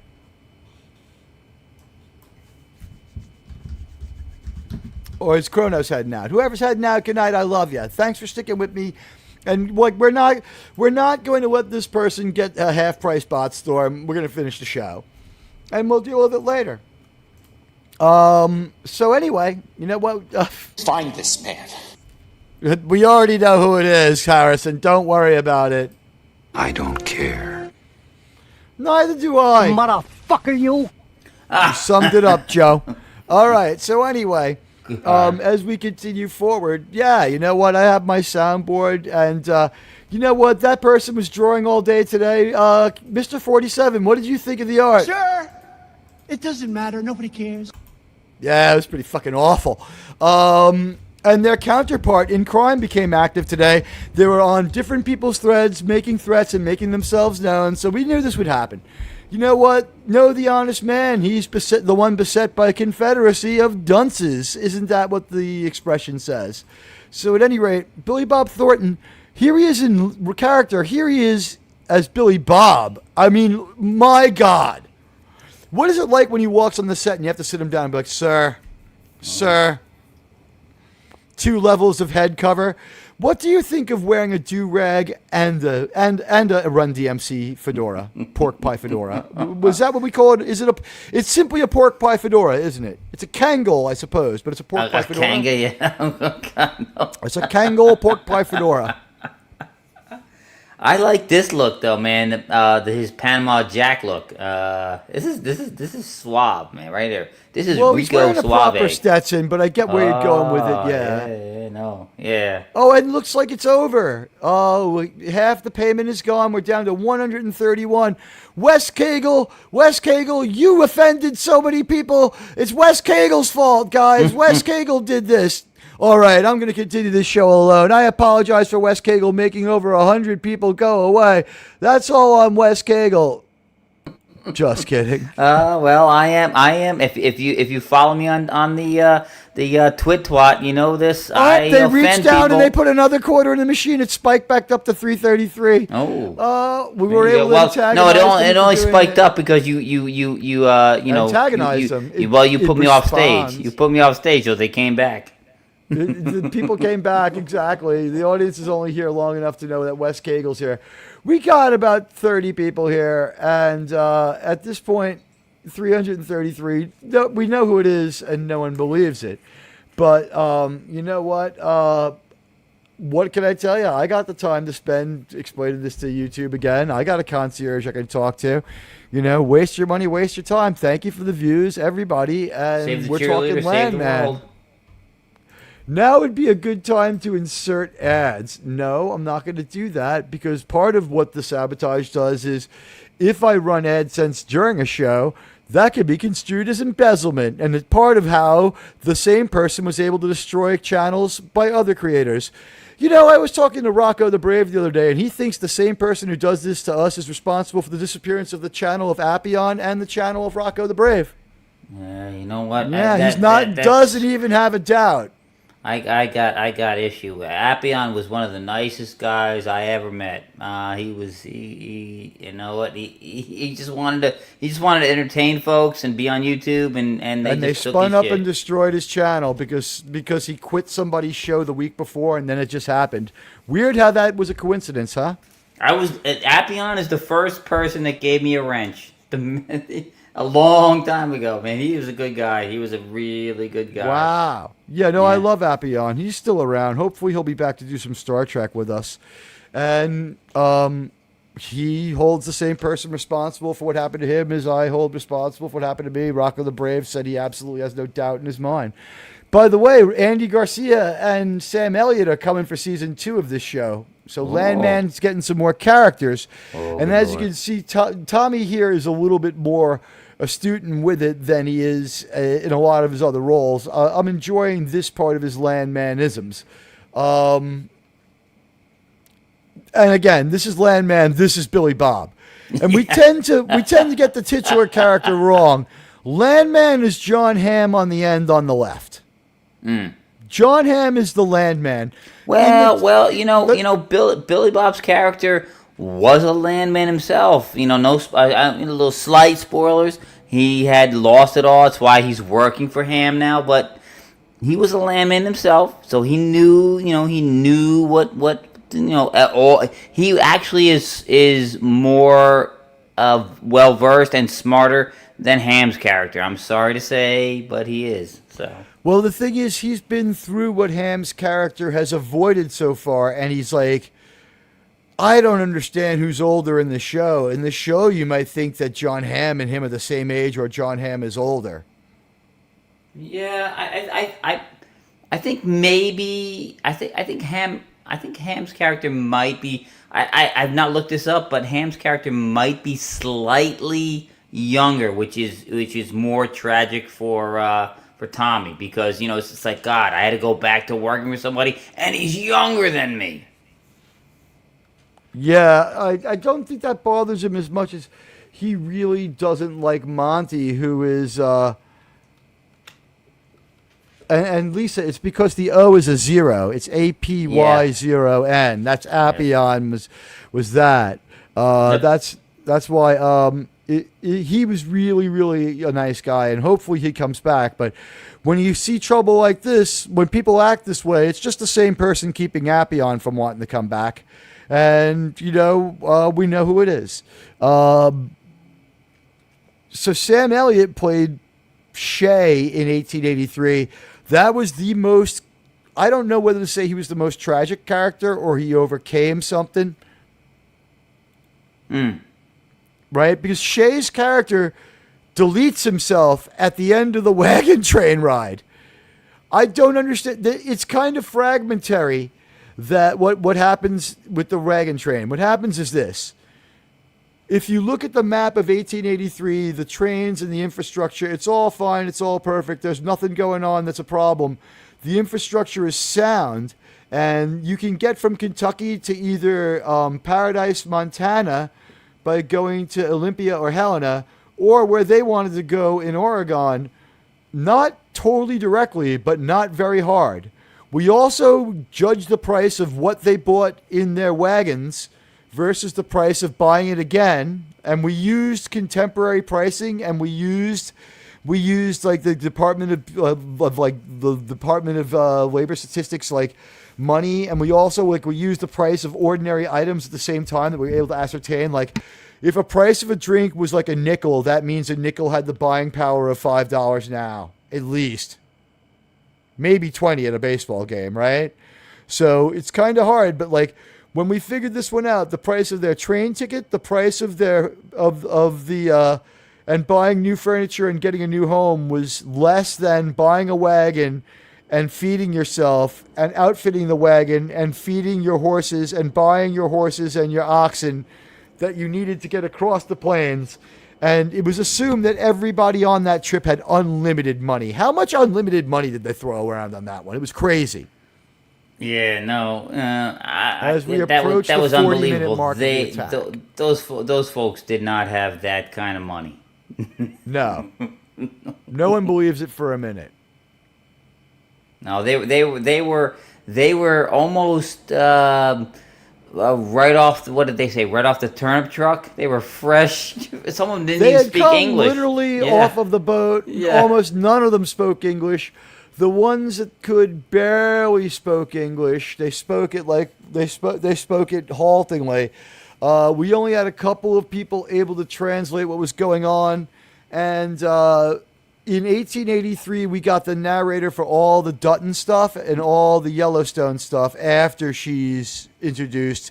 Is Isabel May plays the daughter.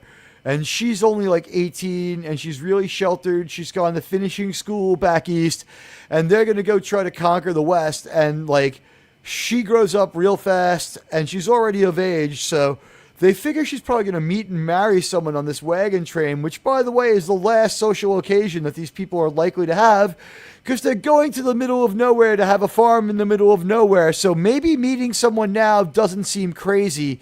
And so even though these 19th century people are accepting that their daughter's having sex and the mother thinks it's sinful, the father's like, just calm down and relax. We were the same way.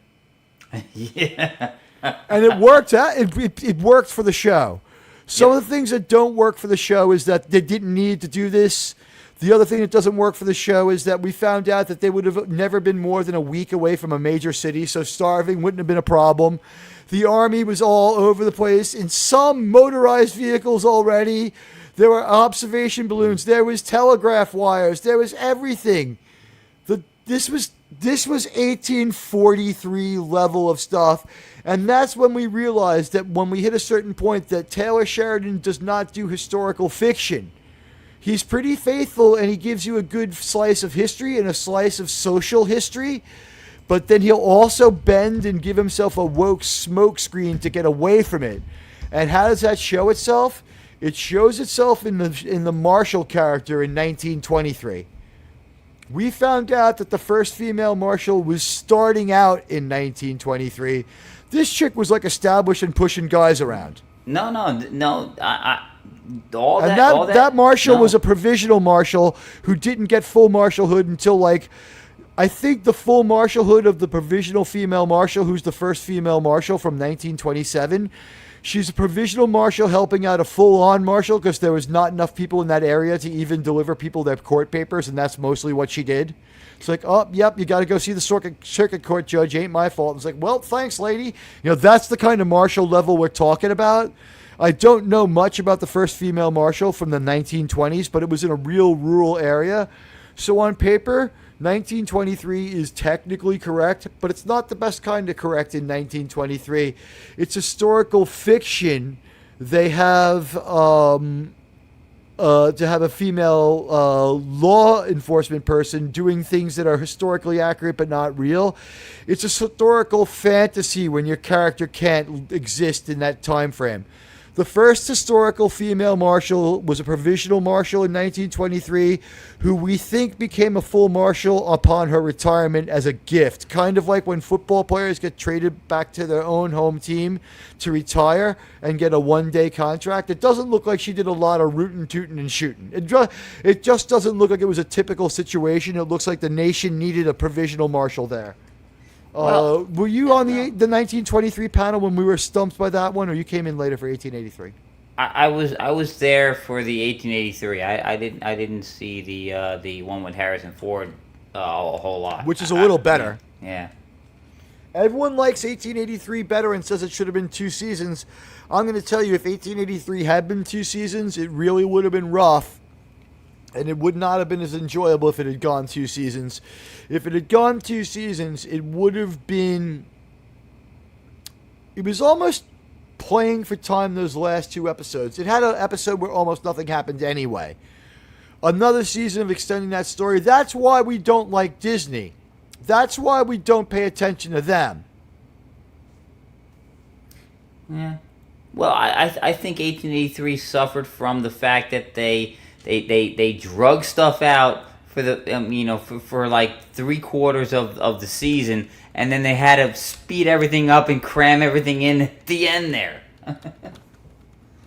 But I mean, it's I don't think it's as badly inaccurate as you might think. You think about this. It was only probably it's like less than 10 years removed from the Spanish-American War, which was a fully modern war. I mean, technology was not that far. I think they might have underestimated the technology in the series. So they might have. I'm going to tell you what I'm going to do. I now have a problem where I need to counter stream again, and I now have to bring into account another asset. I think I'm going to have to find... I'm trying to find my other channel. I think people need to start subbing to my other channel so that what happens is when the Packard freighter takes flight, I will go on and I will live stream great content like Band of Brothers so no one has to watch Packard freighter. Band of Brothers? Yeah, we will give Packard freighter a reason to stop attacking. Hang on a second. When the attack stops, the counter streaming stops. Hang on a second. You say Band of Brothers. I understand that because it's a continuous series. You can do a lot of stuff. How about picking a fantastic, old school World War II film every time and talk about it? Patton, Great Escape, Midway, the Battle of the Bulge. I mean, there are so many Kelly's Heroes. There is a ton, and we could do it all day long. We could do it all day long. I don't know. I am a fan of from about the 1950s through the 1970s World War II films. That was the golden age of World War II films, man. They were awesome. They were awesome. Bring those on. Bring those on. Some of my favorites. Hey, thank you and welcome aboard, Hallery Alexander over on Rumble. Let's see if this is a real comment. We get our share of spam comments. You're going to help me grow my content over on YouTube, on Rumble. This is why you hear people saying on Rumble how much they give up. Did you hear a comic? Did you hear Culture Casino talking about how he just gives up with trying to make that one make sense? But yeah, we'll be back and we'll be streaming for Vengeance, whenever the Packwood Freighter takes flight.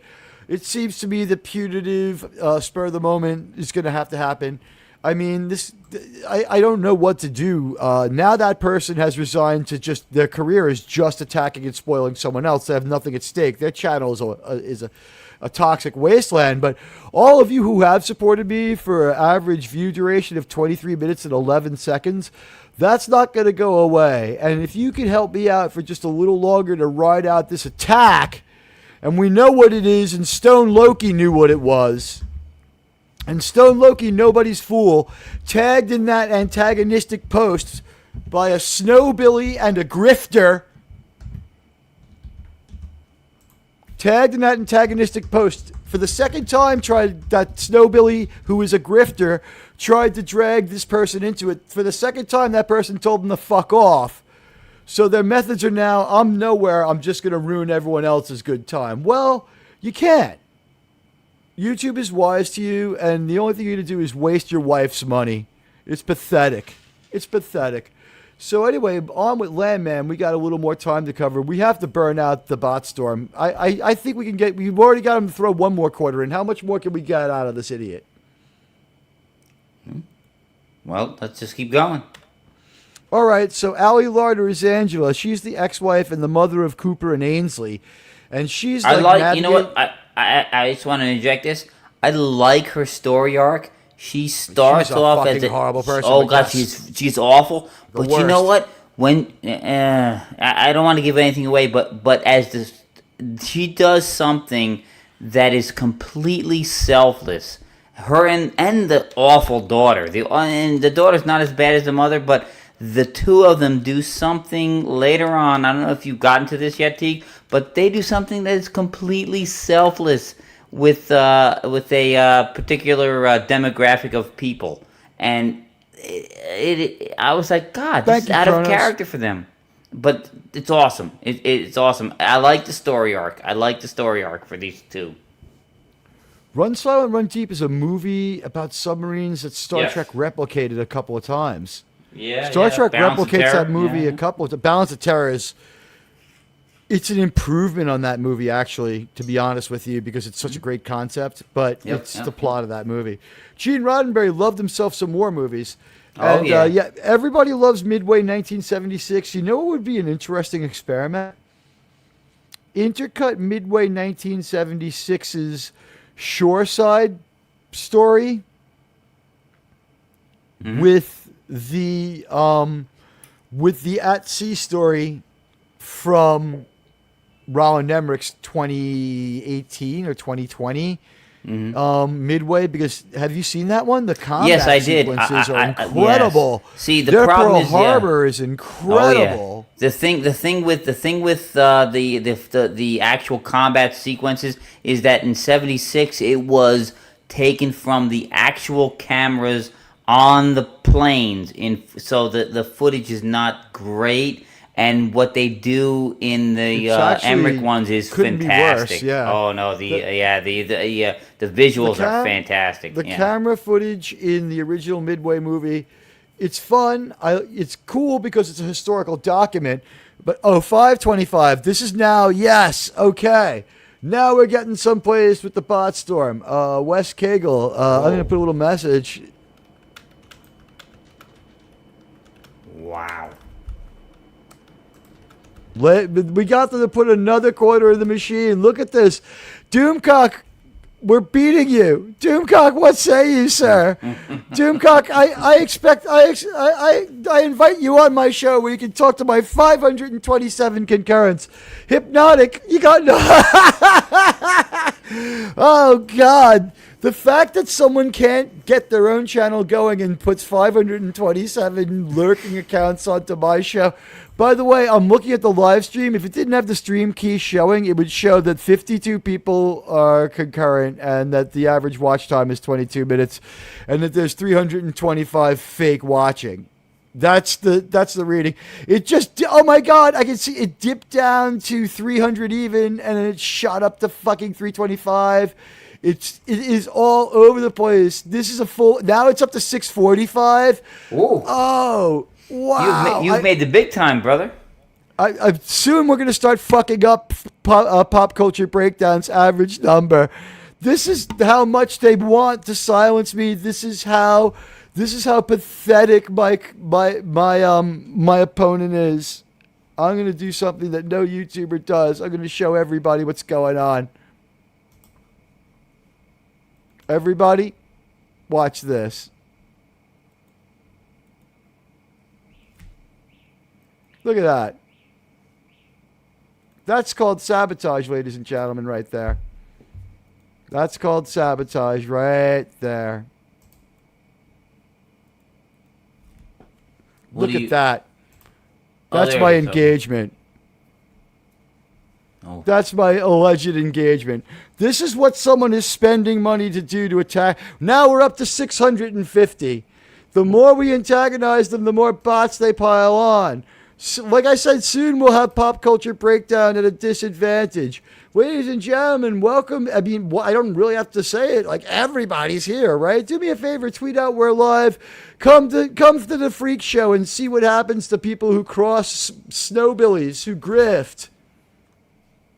See what happens to people who dare to tell the truth. See what happens to people who won't knuckle under for some fucking loser. I'm not going to be afraid. I'm not going anywhere. And you're not going to set the schedule for my show.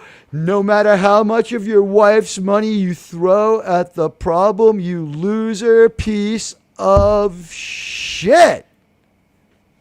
How's that for a summation? Anyway, Ali Larder plays Angela Norris. And yeah, you know what? One of the things I think went on here is we don't know when the last time this family that descends on him in time for the middle of episode 2 was last together, do we? No. Nope. They don't say, oh, well, they make reference to how young she was and the fact that the brother was older when the split happened. So I guess we get a kind of. Well, he could only be frame. Older, right? Yeah. Because, right. Mm-hmm. Because he's coming. He's done. He would have graduated college in May, and she's going to college in September. So they're 4 years apart, give or take, maybe 5. Yeah, but both of them were. I don't think either was even out of grammar school when the split happened. So you're talking. I feel like years, Cooper was in like late high school. I think Cooper was where Ainsley was at. I think this split was 5 years earlier. No, I got the impression that the split happened when Cooper might have been maybe like 8th grade. Well, how old is Landman? Billy Bob at 641. Welcome, everybody. Hit the like and follow. Oh, do we actually know how old Landman is? I mean, we know Billy Bob is 70, but Landman's like 60-something, right? 60-something? I'm asking you, like, what's your feeling about how the show views how old Landman is? I think they're trying to portray Tommy as maybe in his late 50s. You know, he's already seen a lot. He's been through a lot. He's not over the hill completely. Definitely not Billy Bob's age. He's definitely, absolutely, and totally not Billy Bob's age. Billy Bob is 70. I'm thinking Landman's 45 to 55, but he's like closer to 55. Okay. Landman, the first thing we see in the beginning of the show, this is not a spoiler. This is the first thing you see.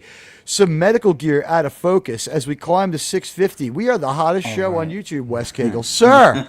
Sir! It must be me. It must be me. It's you. And when the people leave, I'm going to kick. When I kicked you, more people came. So they did. Don't kick me again. Sir. Keep kicking me every time you get more people. Every time we get more people.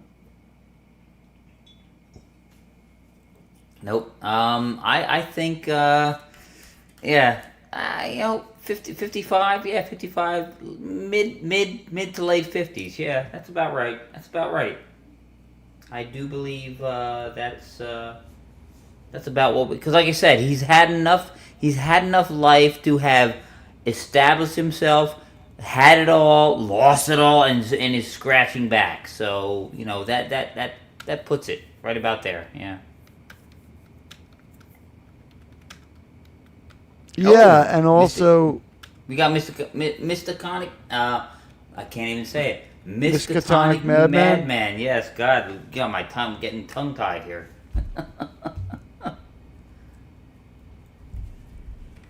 You know what it is? I'm typing in two places too, so I have to do a Doomcock. Oh, I get it. That's why sometimes I go quiet. With two parts of your brain. Yeah, it's like Sean says. Doomcock can smoothly, fluidly keep up conversation while typing. Oh, so. Exactly. I'm on Friday Night Frolics, and I'm watching him talking and singing while his chats are coming through in real time. I'm like, how does the man do it? Good Lord. And he's not only he'll do a bit where he's doing himself, the squid, and the skull, and be typing in the chat. I'm like, good Lord, holy shit. Yeah, he's interacting, answering questions. Like, that's why I wonder if Doomcock also probably doesn't really drink the way he pretends to drink on stream. Because I don't think the Critical Drinker does as much drinking as he says too. Oh no! Well. On his birthday stream, yes, but no, not regularly. No, he does like. Did you ever watch Dean Martin Celebrity Roast when Foster Brooks comes on, and he's completely drunk, but he's not really drunk. That is classic. That is absolutely classic. I encourage anybody who does not know what I'm talking about, go find the Dean Martin Celebrity Roast. Watch them. It is amazing. You could not make that today.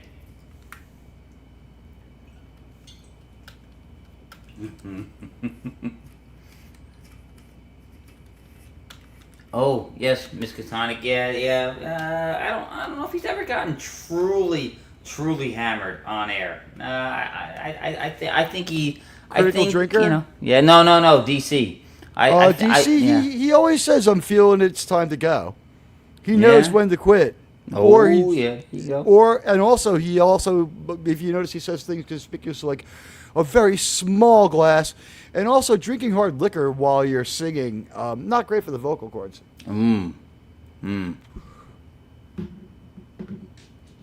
Chrono says he's tanked at the moment. Well, no surprise there, Chronos. Fine. Yeah. The show is for your entertainment, not mine. Yes, sir. Jason Love says Dean Martin was pretty good, as well as appearances of drunk. Exactly, the man. He played the trope of a drunk perfectly. Which one, Foster Brooks? No, Dean Martin on those things too. He also had good. He also was a good fake drunk. Yes. Oh, and Don Rickles too on those things. Good Lord, I'm telling you, folks. When we're done here, not before. Don't leave us. When we're done here, go look up the Dean Martin Celebrity Roast. Fantastic stuff. Oh God, it is hysterical. Specifically, look up the roast of Carol O'Connor. Archie Bunker. Oh God, it is classic. Oh God.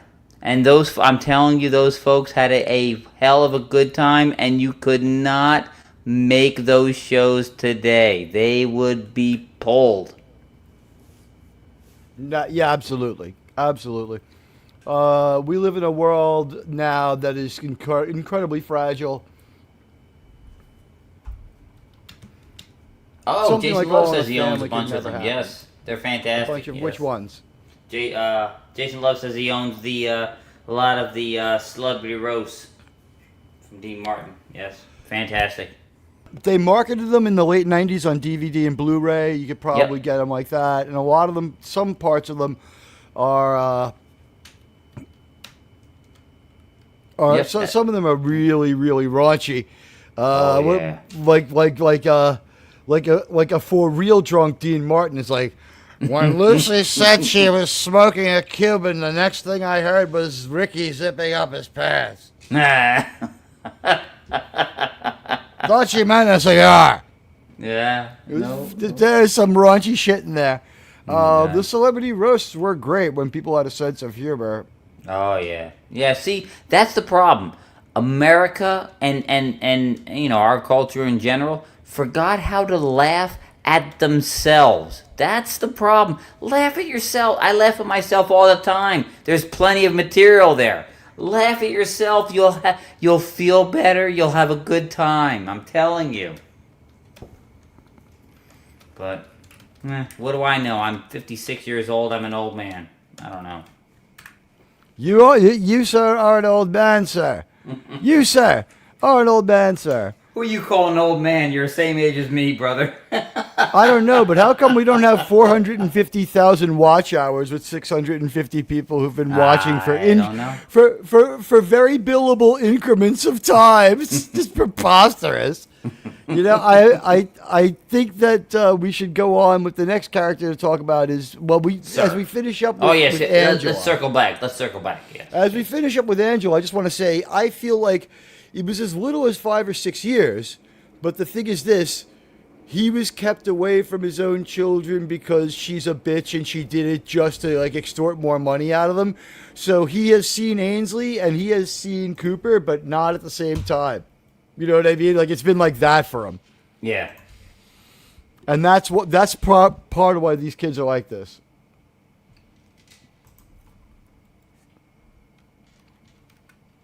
So what's going on is Cooper, the only reason that dropping out of college seems to make sense for Cooper is that we figured this one out. He was supposed to be going to school for geology. So a 4-year bachelor's degree would be, really not that helpful. Is it better than anything you and I have? Is it more useful, like, in everyday life than having read, the plays of Shakespeare? Hard to say. You know what I mean? You're getting towards break even there. But, like, the thing is, he needed a graduate degree in it to be able to manifest himself into the landman world as a geologist who could look for the oil. What the hope was, like the idea, and guys, I have 19 likes. That's like too short of the producers for Star Trek Discovery. Can I just get a couple more? I asked for nothing but your likes to help polarize the whole and preserve the record that this show happened. We're going to end up with more likes than people viewed because sometimes what this happens is it wipes out the regular view off the score sheet. It still shows on my end, but you guys can't see it. It's just it's a really petty move because it's done by someone who has a really fragile ego because they think I'll be embarrassed. How's the manliness of the person in question is just, that's not in question. They are not a man. This gentleman is no man who's doing this to me. And let's see how long your new computer can keep up with this very simple to use, very hard on your resources cheat code that you're attacking me with. Sir, or should I call you madam? What do you prefer? Are you a metrosexual or a hetero-flexible grifter? Anyway, I think that the kids have arrested development because Allie Larder just didn't give a shit. Like, not only did she keep Tommy away, but then she was off dating, getting wasted, doing cocaine, and every other bad thing for, like, their most formative years for Ainsley. And Tommy, Cooper had a little more going on and maybe was able to call had a cell phone to call his father once in a while. Although I don't know what a conversation with your father is like when it's Landman. And again, we're mistitling him. True. He's not the titular character. The Landman is John Hamm. At the moment, yes. The Landman, here's the deal. The character of Tommy Norris once owned his own Wildcat oil company that was out there in the desert drilling holes, and sometimes he made money and sometimes he didn't. It's the same story that they give for George W. Bush sinking dry holes in the desert, but his father wasn't president, so he didn't get a chance to keep doing it. True. After a while, he went broke and he had all sorts of problems, and his wife left him and took the kids with him. He also lost everything but his knowledge of how to survive for the 10 or so years he did with not enough money. So now along comes Monty. Monty is 10 or so to 15 years or so younger, I guess, or the same age as Tommy. We're left to wonder because, Monty's wife is... I've heard her name, but I don't even remember what it is. Demi Moore is Cammy Miller. Yes. Cammy, it's the same name. So she's a key figure in the series, but there's like nothing going on. We don't know where she came from. We don't know why she's there. With Cammy, the only thing we know is like she seems like she might actually be loyal to Monty. Because we see them out drinking together at like some sort of really plush affair for rich people. And when they're laughing, she looks to be laughing sincerely, and she's got her arm around him. And like, for all her faults, Demi Moore's not the most horrible actress all the time. She came across like she loved him. It looked like that way in the moment. And then like when we saw the close-up of them together, they still weren't having a conversation. But they were listening to, didn't it seem like their local corrupt member of whatever party Congress promised them they could drill baby drill and frack baby frack and do it, fuck the people, and we'll do that, if we have to nuke the surface to get to the oil, we will. It was the most insane oil company speech ever. It was meant to be fictional, and like it's a politician glad handing them, or some special interest guy trying to get them to invest in a dry hole in the desert. Monty's heard this stuff before.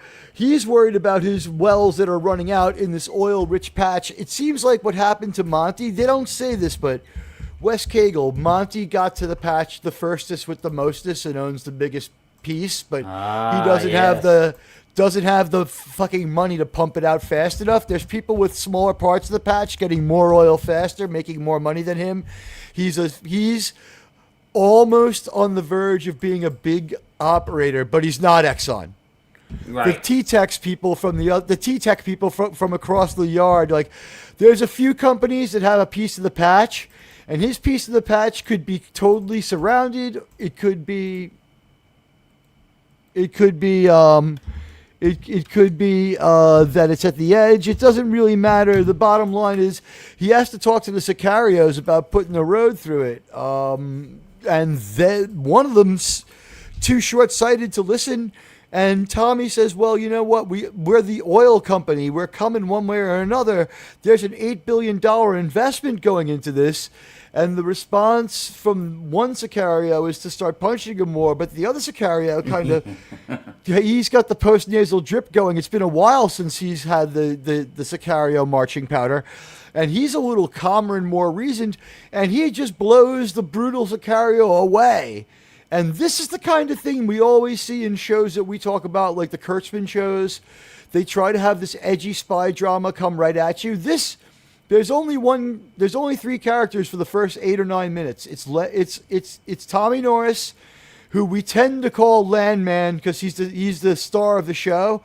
He was a landman. His son wants to be a landman. The landman owns the mineral rights, if not the surface, definitely the mineral rights. Exactly. The cartel owns the land, but not all of the land, because in another episode we meet a very Christian guy who owns some more of the land, and Landman just lives his life in a based hangover. Tommy Norris lives his life in a based hangover, correct? Yeah. Honest to a fault, angry, and just like on enough cigarettes, Dr. Pepper, and aspirin to get through the day. See, Tommy is the guy I see myself most as. He is a pragmatic guy who knows enough but has zero filter from his brain to his mouth, and sometimes he might need that. But for all his faults, he is a straight shooter who's going to tell you like it is, no matter what. You don't like it, you can go F yourself. The best thing you can do is have an anti-anxiety pill and like one drink before you talk to Landman, because he's gonna be like, this is the rule with Landman. You do not. This is not someone you greet. And I saw this PSA. It is chilling. You know what, Paramount Plus? I'm gonna just say I don't usually I'm not a shill for this one. At the $8.99 a month I'm paying, I'm fine with my Paramount Plus. I can watch any Star Trek I want, TV-wise and movie-wise, anytime. And also, I have access to this show and other great Taylor Sheridan shows. They have the UFC, they have AFC football, and they have this. They have just staved off bankruptcy so long with their assets, and they were run really well through the whole bankruptcy thing. So, as crazy as it sounds, I actually do recommend people get Paramount Plus. I think for $9 a month, it's... Yeah, I don't... Like, Wes Cagle, you have this one, right? No, I oh, do okay. not, no. But that price, like, just no, it's kind good. of It's good price. actually No, reasonable. that's Disney's cheap. 30. That's cheap. Yeah, for the amount of content that they have to provide, that's cheap. Think of all the films. Think of all the shows that at the beginning you see that big mountain, Gibraltar. For Paramount. It's not Gibraltar. It's Denali. It's McKinley. It's No. both Denali and McKinley. Yeah, okay. No, remember, it's an American mountain. It's not in the Arctic. Don't you ever say Denali again. I will find you know what sucks it's is McKinley. I went to Mount McKinley and they took me to Mount Denali by mistake. It was fucked up. I paid good money and I have a T-shirt. It says I went to Mount McKinley and all I got was this lousy T-shirt from Mount Denali. It sucks. Okay. Fair enough. It sucks. It sucks. And oh my God, Wes Cagle. Oh, we're down to 448. I'm sorry that Wes Cagle offended people. Please come back. Please come back. Please strain your computer more and put another quarter in because we can keep on being entertaining. I am here to absolutely entertain everybody who showed up for my show, and I love you all, and I thank you for being here. You're helping me polarize the whole, and this person's just wasting their money. What can I tell you? Sorry, I'm also chatting with some people about some technical stuff. I have some friends checking on this one. All right, Wes Cagle, you've come back now, but you drove off 300. Sir, have I been punished enough?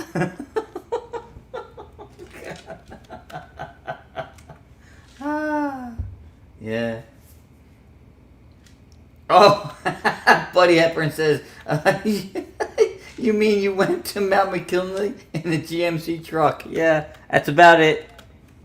And the magnetism pulled it to the top.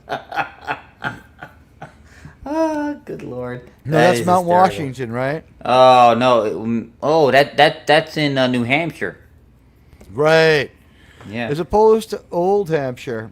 God, you know what? I've been doing my geography thing quiz on my phone too long when I know the highest point in friggin' New Hampshire is Mount Washington. God.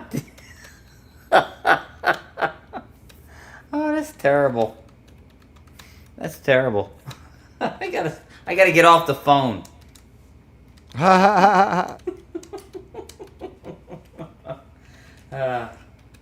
No. Oh, good Lord. I just have a problem. It's Mount McKinley. I'm sorry. It's Mount McKinley.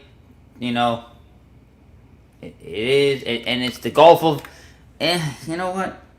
I'm sorry. I love Trump. I love him doing this stuff.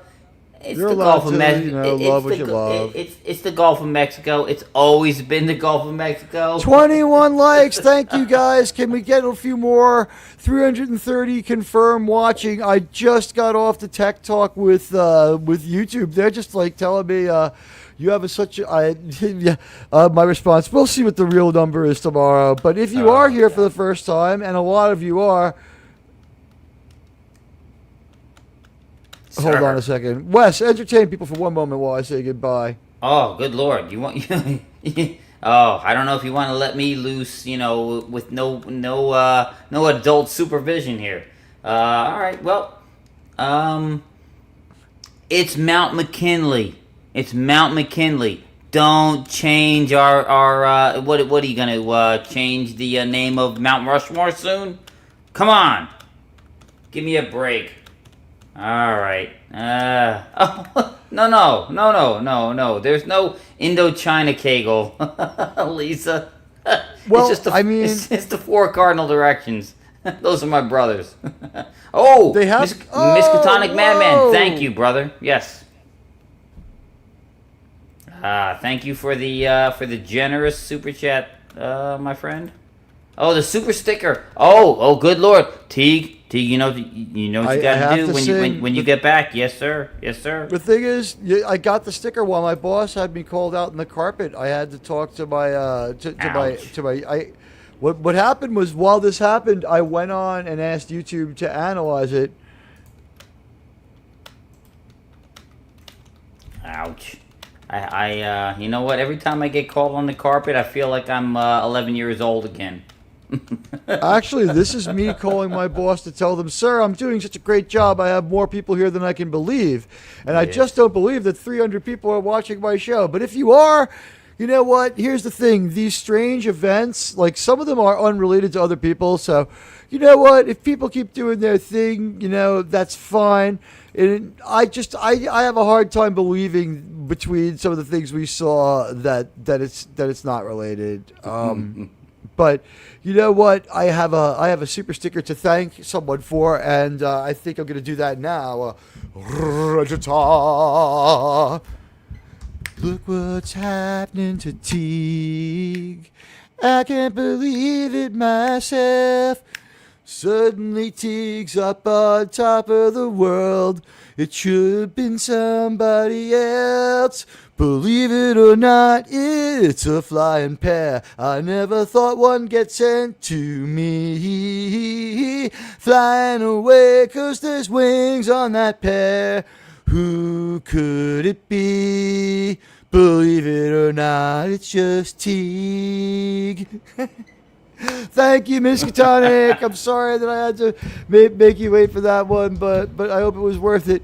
He doesn't drink; he just drinks beer, a lot of beer. Yeah, that is one of his it's not alcoholic comments. Yeah, it's not he alcoholic. refuses to acknowledge, and we've dipped down to only 330 viewers. I hope we haven't displeased too much, but hey. The good news is it got analyzed while it was live, so maybe they found something out.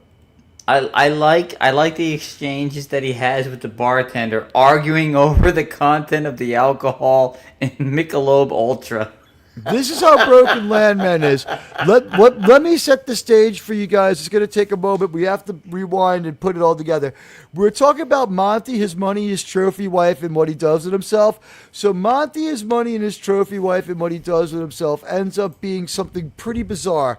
It's that he's running a lot of these wellheads are real old. They're in need of maintenance, but it seems like he's industry standard is the way it's portrayed.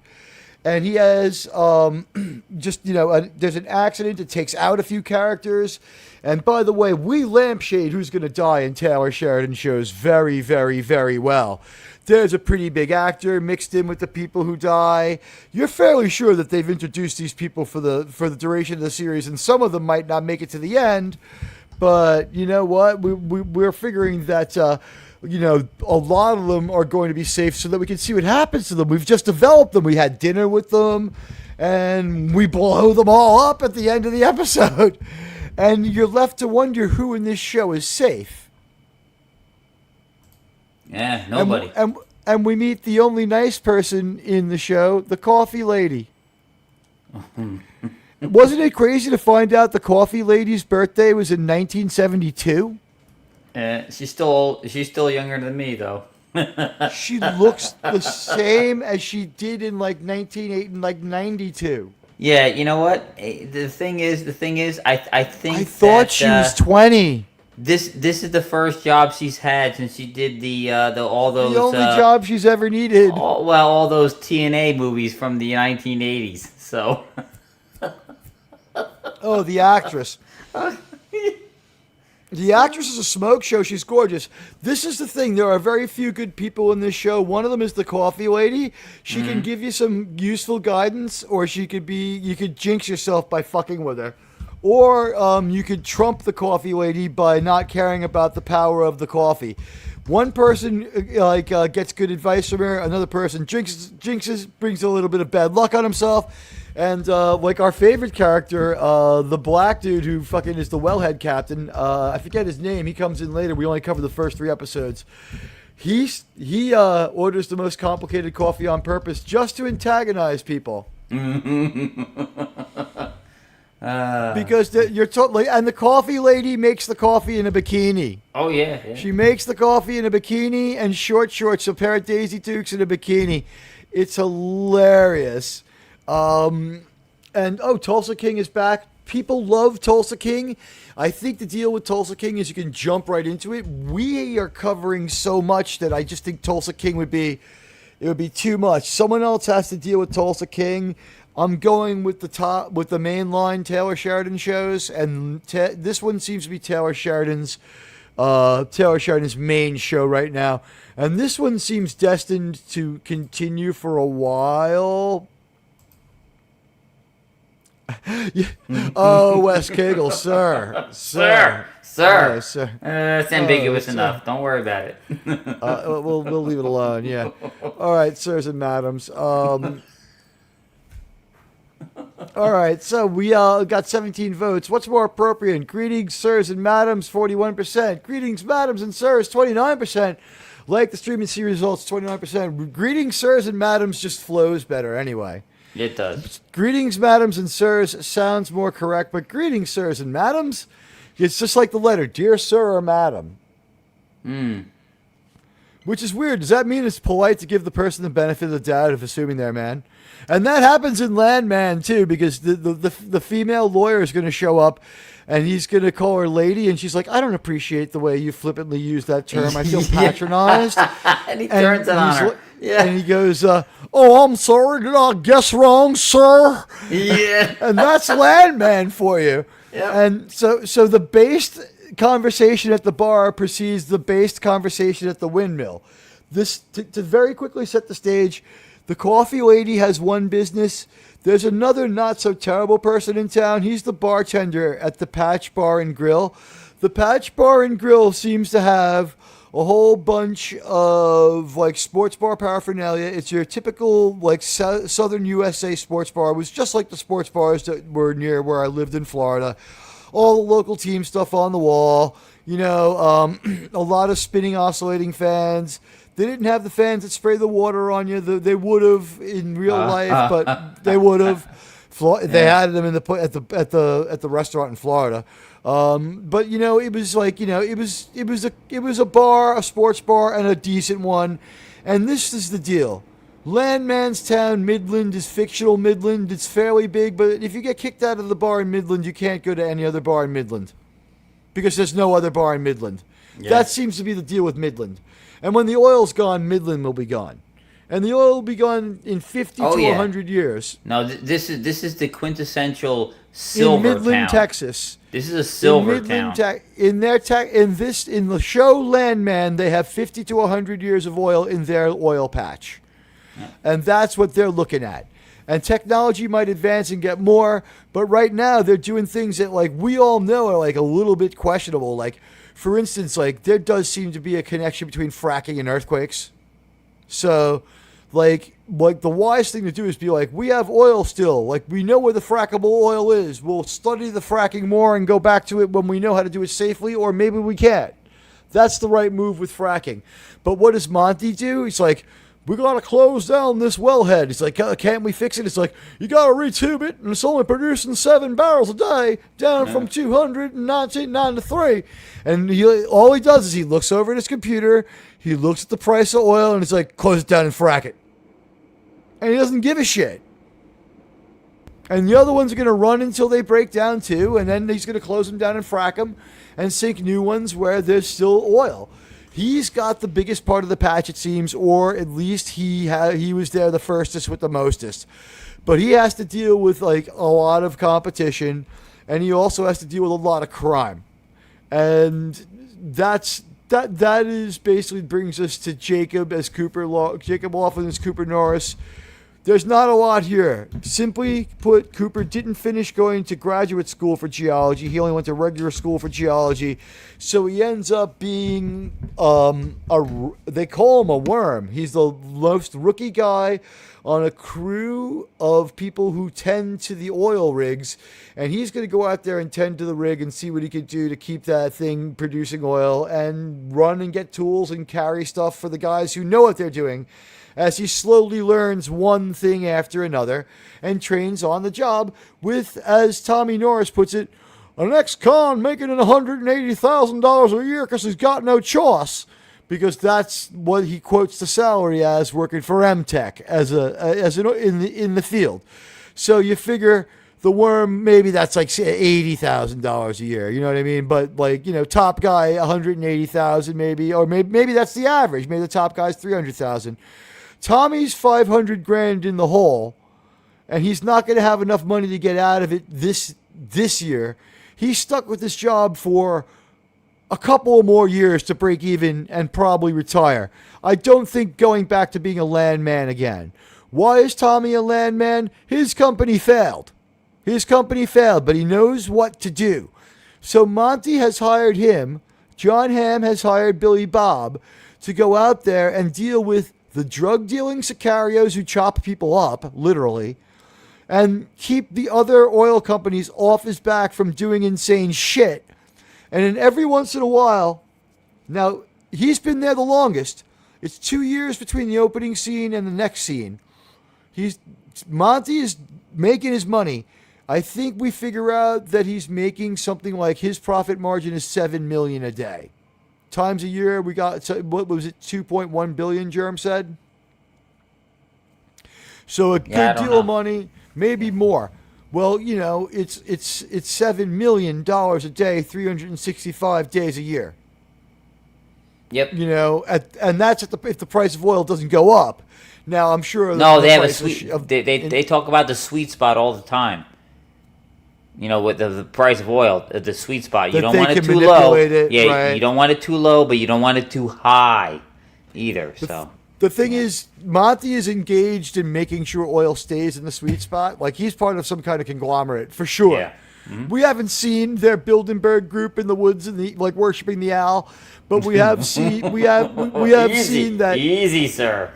We haven't seen that, sir. We have not seen that yet, sir. But we have seen him at a couple of pretty important looking, political looking meetings, and also he has 100 trucks, say, and 500 or 600 wellheads, and there's hundreds and hundreds of more coming in. And even if he only has 60 or 70, he has as many as the plot needs. It's a lot, and he has a lot of employees. How many is a lot? As many as the plot needs.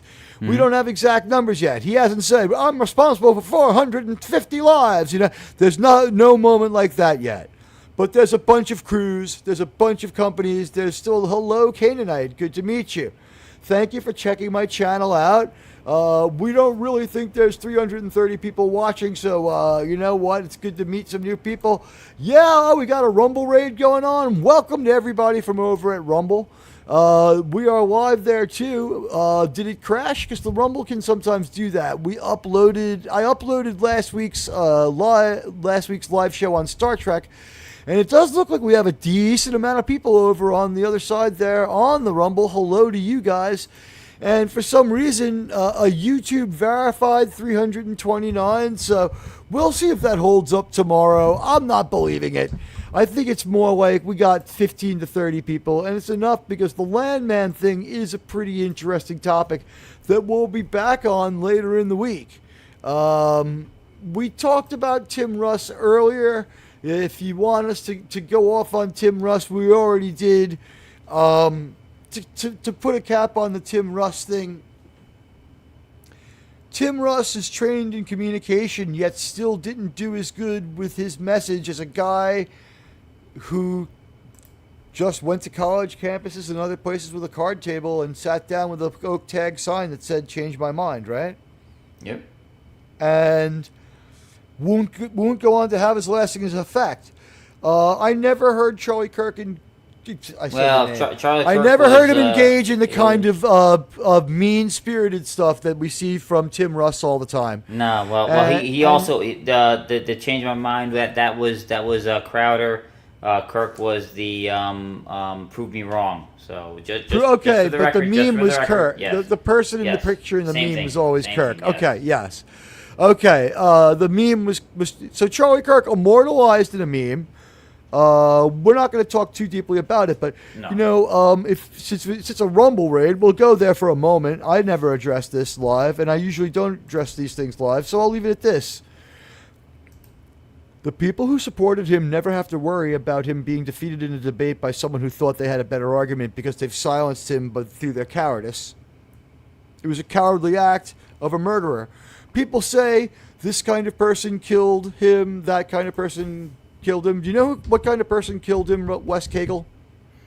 Yeah. A murderer. Yep. Plain and simple. Yep. They left behind the good things about being an American, and they became that. So that's what you should just remember for yourself. But vote in our poll. We're talking Landman, and we also talked about reverse pixie dusting in Florida. The heat index in Manoa, Brazil, in the heart of the Amazon rainforest, was lower than the heat index on the field for the Jets-Tampa Bay game on Sunday at 1 o'clock. It was nicer in the heart of the Amazon rainforest than it was in Orlando, Disneyland, and Tampa Bay by the Gulf of America at 1 o'clock. So welcome to the show, Canaanite. It's great to see you.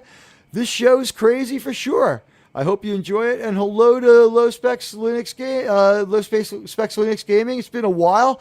I've seen your channel. I always try to give you a like and give you a share too. You are a good faith member of the YouTube community, and you make quality content, and you're based in your own way. So we talked about the pixie dusting and reverse pixie dusting. That story all through August that Disneyland was empty. The heat index is reliably 110 through August. It's remarkably reliable. It is completely stable at about 91 degrees to 100 degrees to about 76 to 86 to 90% humidity. At 100% humidity, I believe it has to rain. Can't go. I don't think it can go over 100. No. That's what 100% humidity means. It means it's completely saturated. Yes. Okay. Yes. You will have it rain for several hours in the middle of the afternoon, on and off, in an unreliable fashion in Central Florida, where Disneyland is. And the Florida Board of Tourism, we proved with numbers from 1950s. We also focused on 1970 to 2024 when the park was open, to show that it has never been less than 4.7% or more than 4.9% of the park's annual income. Much less than 1 part in 12, and it's 1/12 of the year. The only time, and we pointed this out, that Disney's Orlando park makes less money in February than it does in August, which is a longer month, is when August starts on a Tuesday and gets a weekend court out of it. And February is a leap year. Both have to happen. So we're talking what? Once every 21 years? What's the math on that? I don't know. What's 1 by 4 by 1 by 7 to make the leap year work out? How often does that happen? You have to have a leap year that causes August to start on a Tuesday so that it loses one weekend. Otherwise, August always loses more money. February has to gain a weekend for it to lose more money, to be a bigger loser than August. That's longer. Yeah. February has to punch up to be as big of a loser. February makes more money, and February it's kind of unpleasant, but you can count on like mid 70s in Florida. Would you say? It could dive to the 50s in February though. It's very unreliable. No. Yeah, you're right. You're right. You want to have your eye on the weather. You can't plan ahead for that. The good news is, as Wes Cagle knows, we live in New York. If you and I decide that we want to go to Florida for a day, you and I can go fly there and come back the next day and only have to kill time getting drunk at the airport to catch the flight home. We might not be allowed on the plane. 2 hours. 2 hours from Newark Liberty or JFK to Jacksonville. That's 225 if you have to divert for traffic and weather. Usually it's 2 hours and 25 minutes on and off the plane, 2 hours in the air. I got to watch Anyone But You with Sydney Sweeney and half of the Barbie movie for free, clawing back almost $36 of my $100 round trip flight from New York.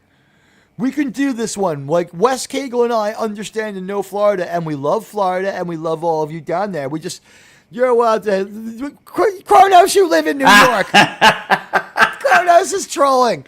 All right, you know what? Kronos, you know what? You like her jeans? Who? No one in this picture is wearing jeans, but we'll show you some pretty women for a minute. The show always goes better. She likes Sydney Sweeney. He likes Sydney Sweeney's jeans. You know what, sir? Sir, since you mentioned her, you know what? We have a paid spokesperson, a celebrity spokesperson on this channel, and we have a spokesmodel for the channel. Our paid celebrity spokesperson has been called out as Sydney Sweeney. I'm sorry, as Linda Park. Our spokesmodel is, you know her. You know her, right, Wes Cagle? Yes, sir. We all love her. Yes, sir. It's Sydney Sweeney.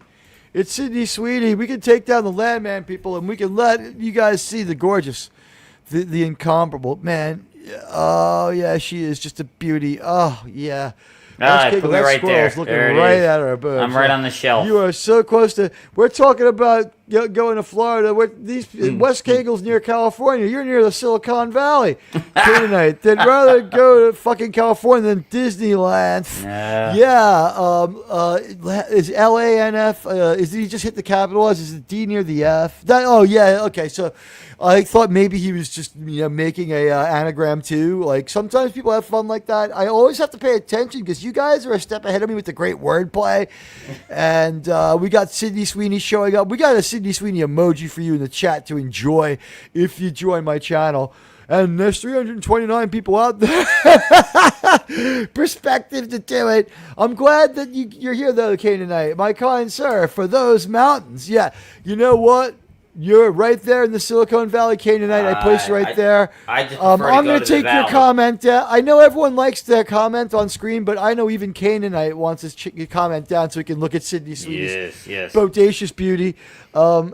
She's got beautiful eyes, too. Oh, down in the valley, baby. Down in the valley. Down in the valley. I'm going to say something right now.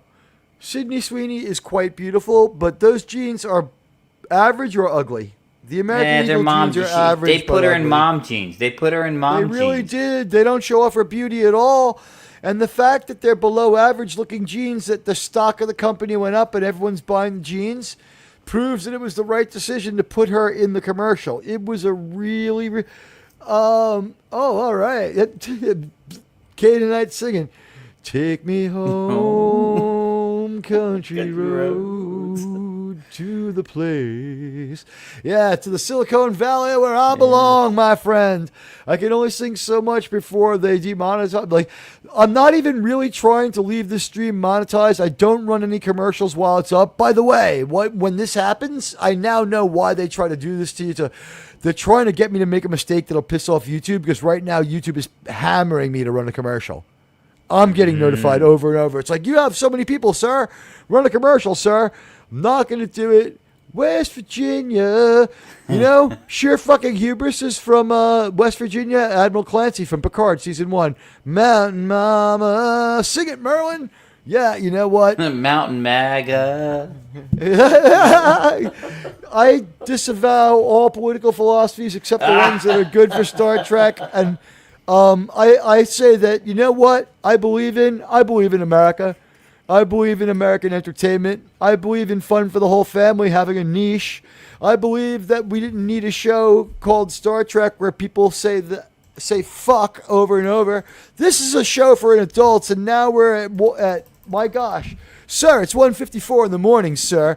We're going to blow up that computer's bots. If I'm correct, the bot master is 2 hours behind us. If we can keep them up long enough, they don't have the discipline to disengage. They'll lose their job. Or prove me right by disengaging at 11 p.m. Pacific time. What do you think, sir? Are you down for the challenge of 65 to 85? But we got to go about 95 more minutes to test my theory. I don't care. I think we have 95 minutes of entertainment in us. Guys, you have the greatest late night show that never goes long, going long in defiance. You know what? I don't know that these 330 people are real. YouTube is confirming it. I have my doubts. I really strongly have my doubts. I think there's 15 to 30, and I'm very, very, very grateful. Hit the like and follow. If you're here for the first time, we'll hit the like and follow.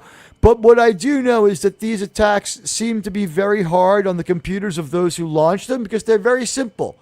We figured out who the bot master was. They self-confessed. They validated who they were. They've withdrawn the confession. But we know who it is. And they blew up their computer doing it. So we also know their tech level is really low. So this is basically someone drops a URL into a field and tries to make mischief. And if they could do it to me, they could do it to anybody. So you're standing up for independent reviewers who won't be cowed by some YouTube faker. This is some faker. I am getting botted because I do not allow lowlives to come into the chat and talk shit about dead American servicemen who fell in the line of duty. And it doesn't matter if that serviceman is my father or not.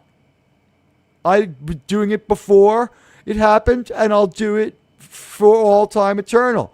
If you're going to talk ill of any, soldier who fought, unless it's an enemy of the United States in a long time.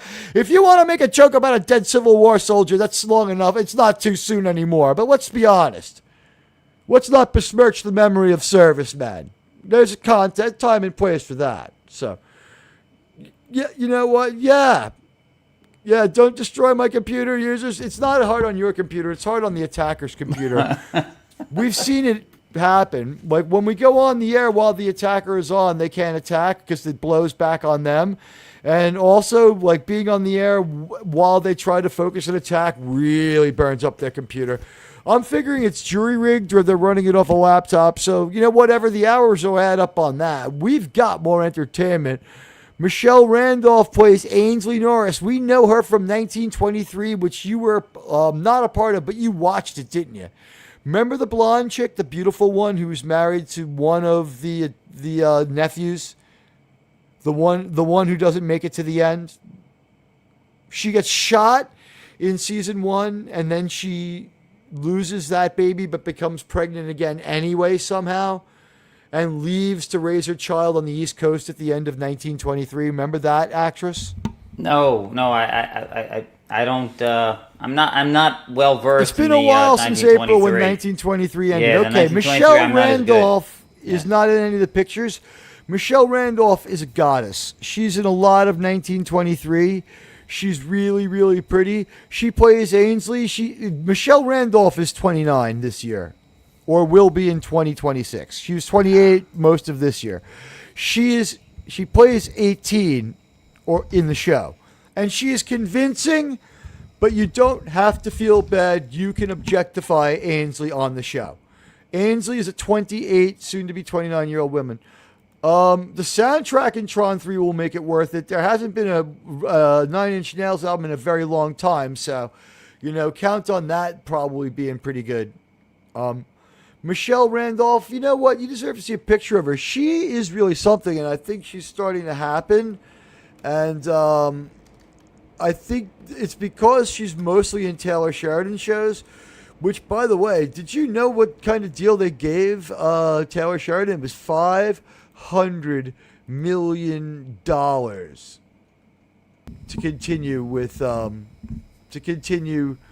with Landman and other shows like that. They gave, not to Michelle Randolph, sorry, to Taylor Sheridan got $500 million to continue doing shows. Did you know that, Wes Cagle? No.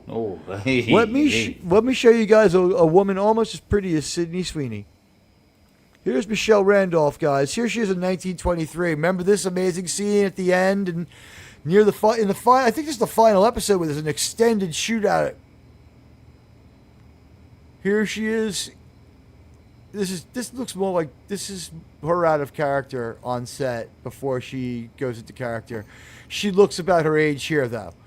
When they shoot her as Ainsley, they make her look real young. Here she is graduating from college. It's okay to feel good about objectifying Michelle Randolph. Where'd she go to school? Harvard.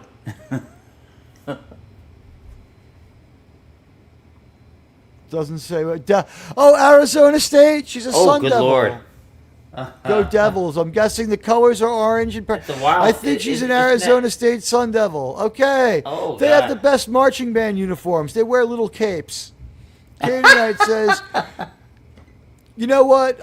It's a guy who basically it's just another YouTuber who's bitter. It didn't work out for them and they're bitter.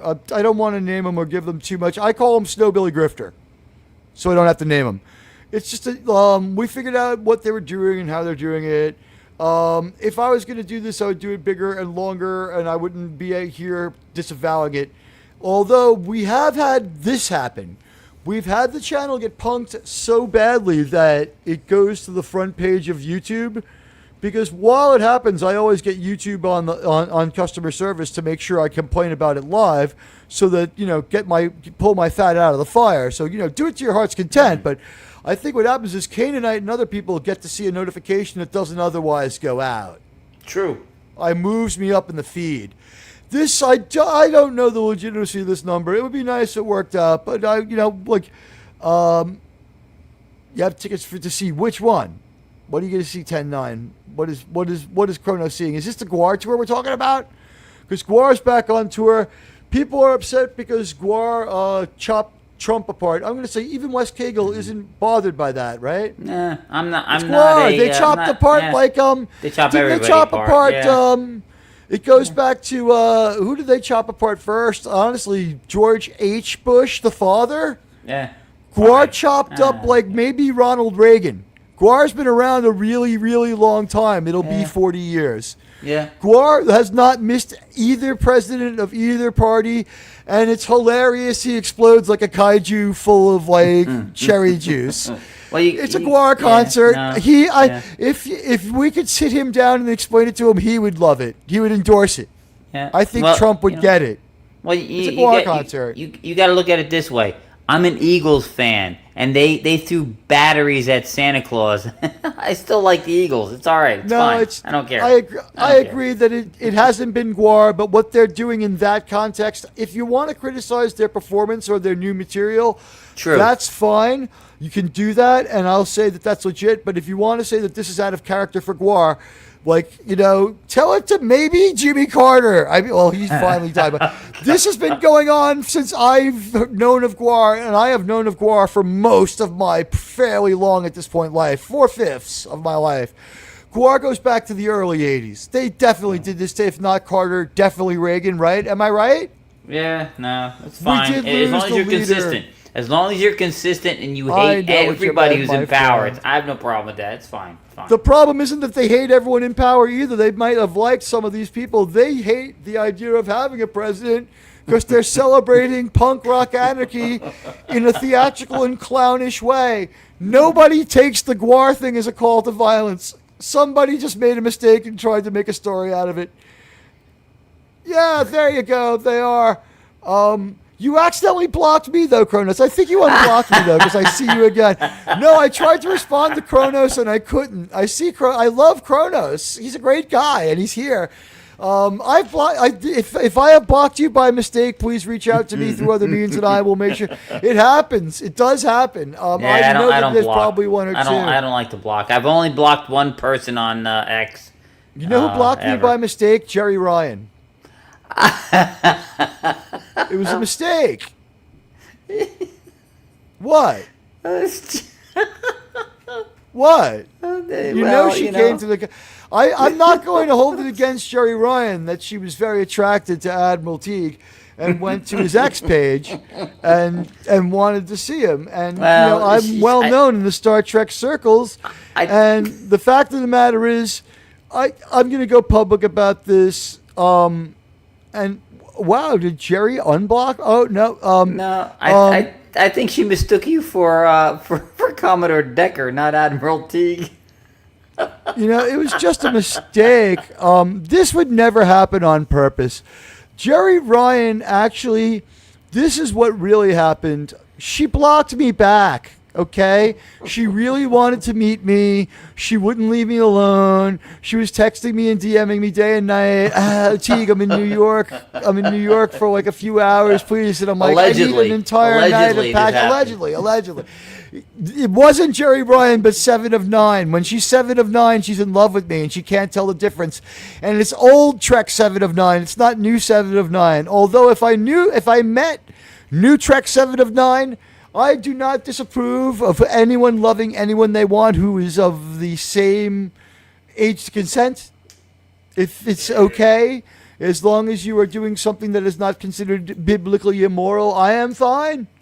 And illegal and moral in the eyes of most people, as long as you're keeping it moral, date who you want, love who you want. As long as it's willing and you're adults, that's fine with me. I think most of us have gotten past the point where people want to get married. We just, keep it away from the cartographers and the weirdos. But Jerry Ryan, she was, the truth of the matter is, she really, she had a thing for me, and I had to block her, and she blocked me back.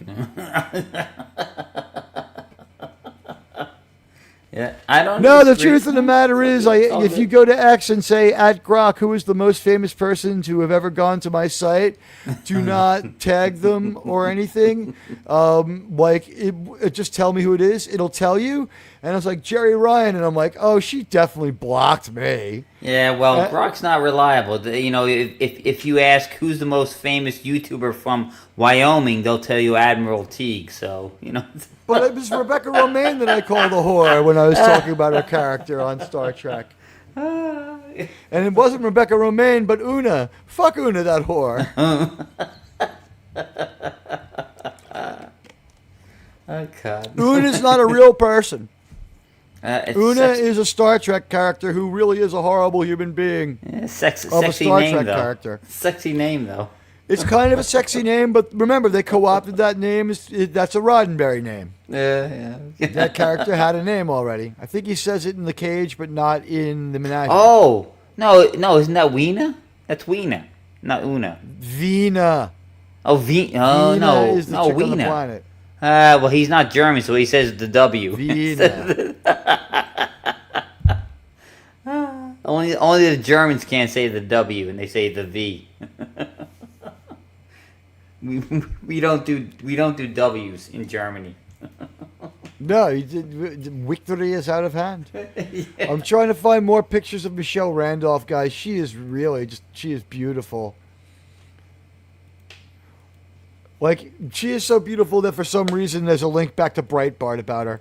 I think it might be because she's in so many things that have been held out as anti-woke. She is in all these Taylor Sheridan shows that get heavily criticized for objectifying women, but Taylor Sheridan's okay to be happy to go ahead and objectify a woman.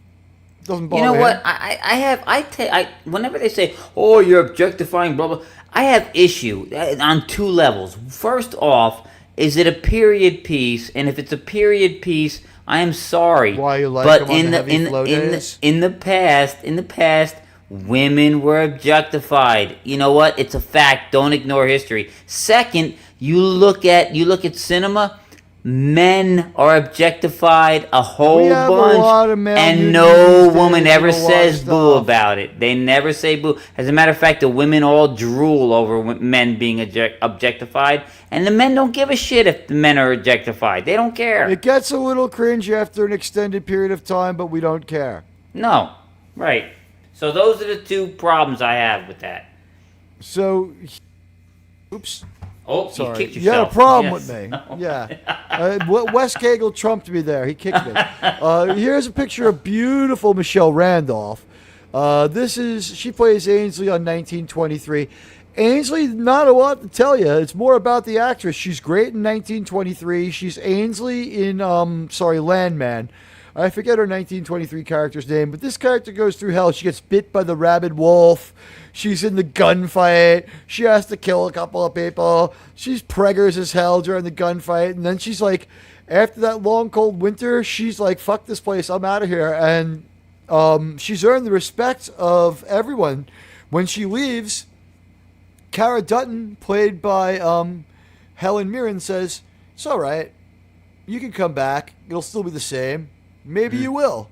And I think those are the people who are going to come back for one of the continuation shows. The Madison has people coming back from the East Coast going to Montana to take up residence near or on the land of the Yellowstone and maybe renaming it the Madison, which is one of the branches of the river that runs through the area.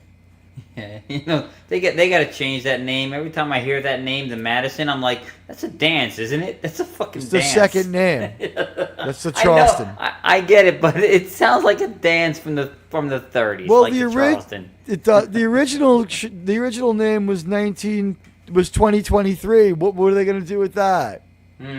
That's already fucked. It's not coming on until 2026.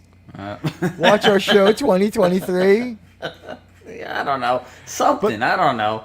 Call it the Sheridan or something. At least it sounds like a hotel and not a dance. Something. I don't know. It's not my show, so they can do what they want. On Landman, we tend to we tend to enjoy the show. Let's leave her up there. She's gorgeous. Sure. I I like get to her see, and Sydney Sweeney at the same time. Go ahead.